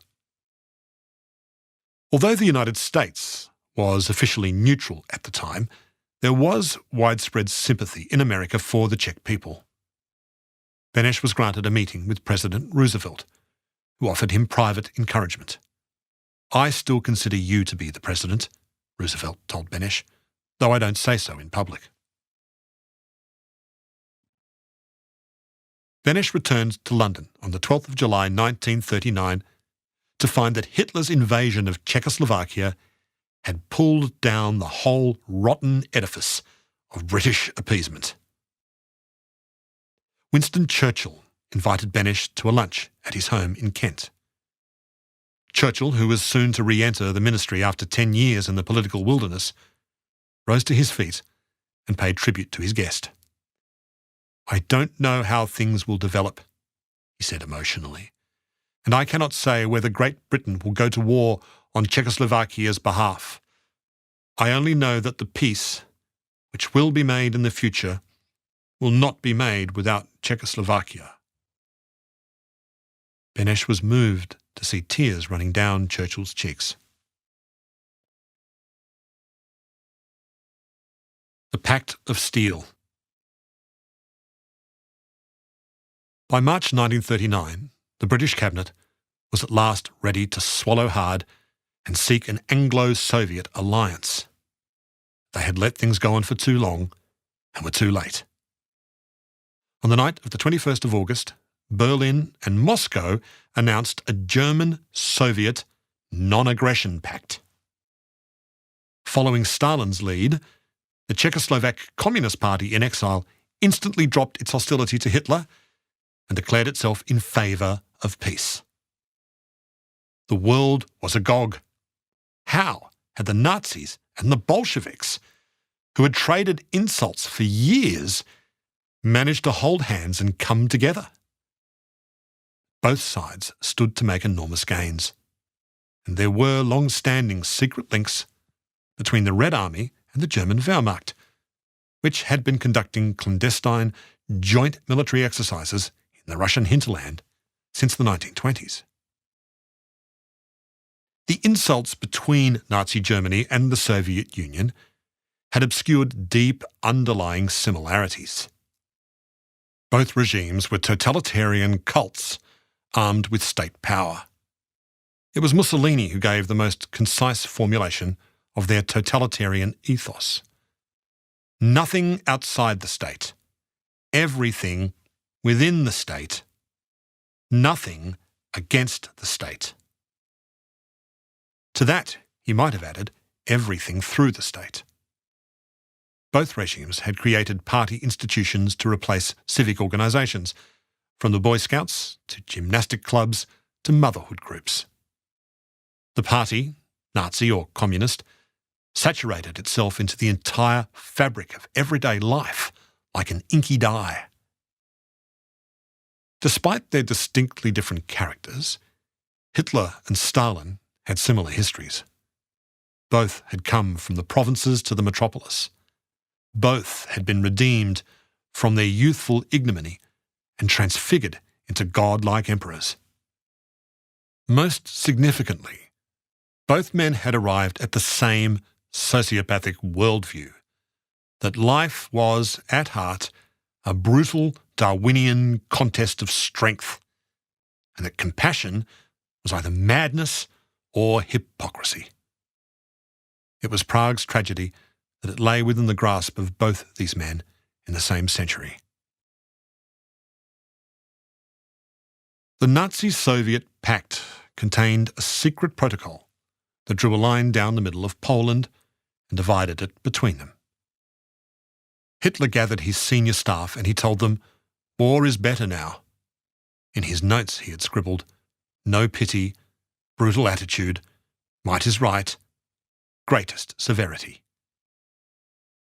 In September, Germany's invasion of Poland triggered the Second World War Chamberlain had dreaded and sacrificed Czechoslovakia to avoid.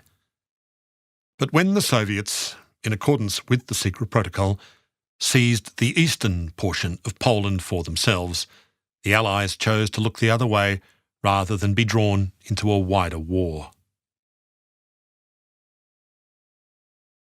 Even under the watchful eyes of the Gestapo, Praguers found ways to test the limits of official tolerance. Jews were now required to wear a yellow star on their coats, but some non-Jewish Praguers wore them too, in solidarity with their Jewish friends.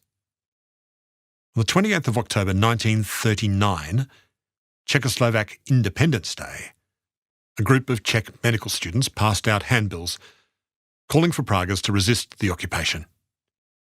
When protesters gathered in Wenceslas Square, chanting, "We want freedom" and "Long live Beneš," German provocateurs waded into the crowd and a melee broke out. Protesters threw stones at German shops. Shots were fired by police, and one of the medical students, Jan Opletal, later died in hospital of a bullet wound. Jan Opletal became another Czech martyr, murdered by the servants of foreign fanatics. On the day of Opletal's funeral, thousands of Czechs came into the city centre to follow the hearse to the train station.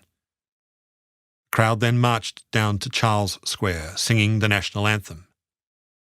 Czech police, under German orders, broke up the protesters. The students regrouped and marched down Narodny Street. On hearing this, the SS leader Karl Hermann Frank left the Chernin Palace to inspect the disturbances. On Narodny Street, protesters brought his car to a halt and punched his driver in the face, breaking his nose. More police and SS men were ordered onto the streets, and by midday the city had sunk into an angry silence again. The next day, Reichsprotector Neurath announced the closure of the Czech universities. 9 student leaders were dragged from their homes and shot by the Gestapo. Another 1,200 students were sent to Sachsenhausen concentration camp. Various resistance groups now formed across the new protectorate, coordinating their activities through a Committee of Home Resistance. But unlike the Polish resistance, the Czech underground lacked military weapons and had to confine its activities mostly to intelligence gathering. Bureaucrats, bookkeepers and telephone operators within the protectorate passed on information to London via railway workers or through hidden radio transmitters. In London, Edvard Beneš's relationship with the British government improved markedly after the wretched Neville Chamberlain stood down and was replaced as Prime Minister by Winston Churchill. Chamberlain, who was dying from bowel cancer, spent the final 6 months of his life angrily defending his record against his critics, who accused him of leaving Britain helpless and friendless against Nazi Germany. Beneš formed a Czechoslovak government in exile, naming Jan Masaryk as his foreign minister, while František Moravec, his intelligence chief, maintained contact with the British intelligence services and the Czech underground. When France and the Netherlands fell to Hitler's Wehrmacht, Beneš urged Czech and Slovak soldiers and airmen to do everything they could to escape to England.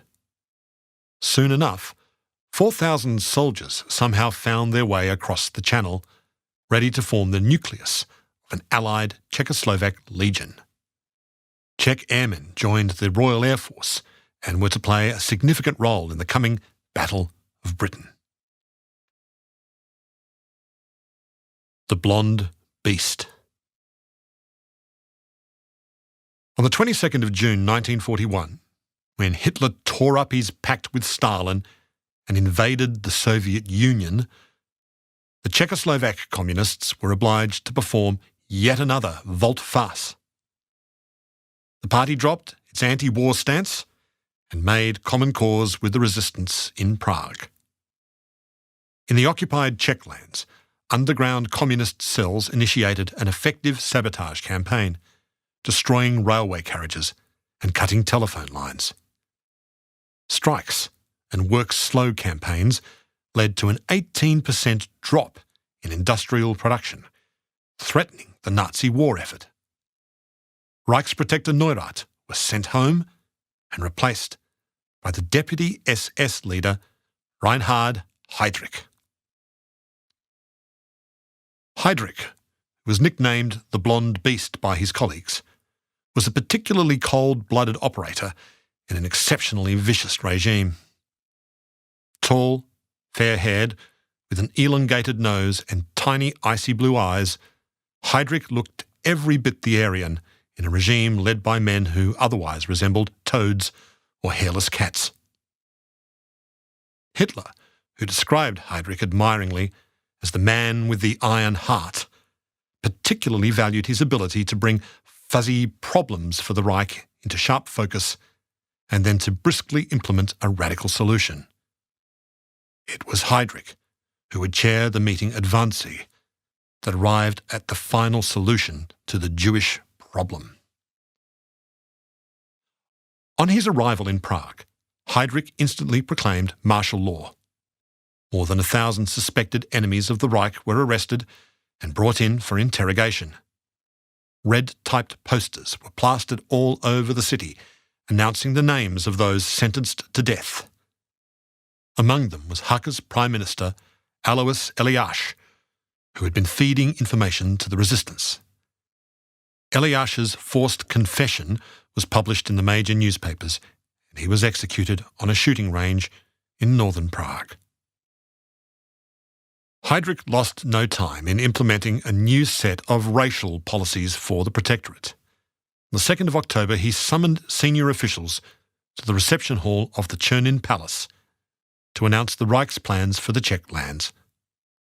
Bohemia and Moravia, he said, must be entirely Germanized to create living space. Racially acceptable Czechs could become Germans, but those hostile to the Reich would be stood up to the wall. Racially inferior but well-intentioned Czechs must consent to be sterilised. The rest, he said, would eventually be expelled from the greater German heartland into Russia's Arctic wastes, where, he said, they must serve us as slaves.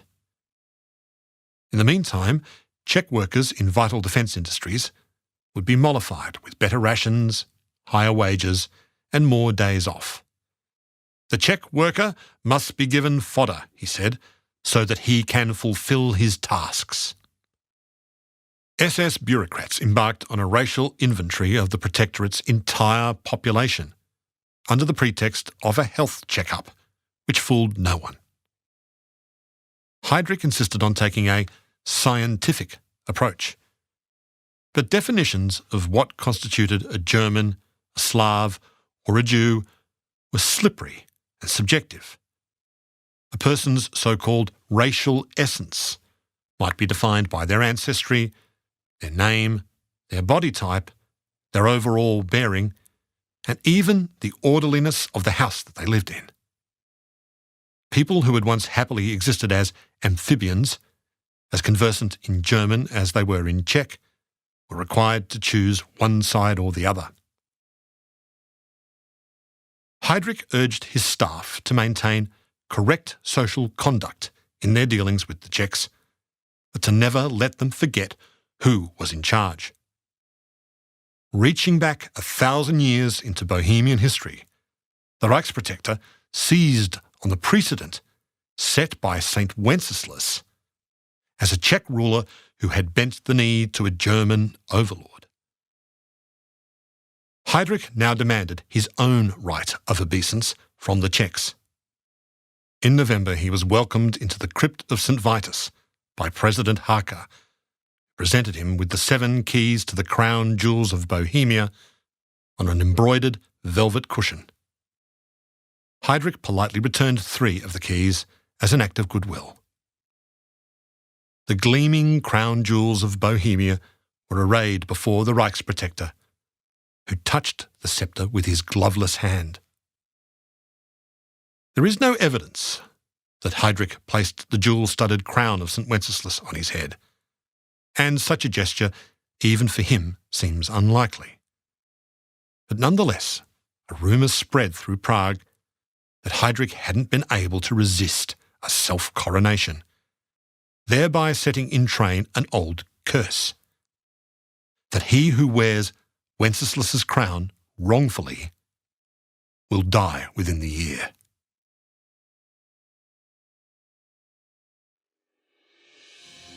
This is the end of CD 9. The book continues on CD 10.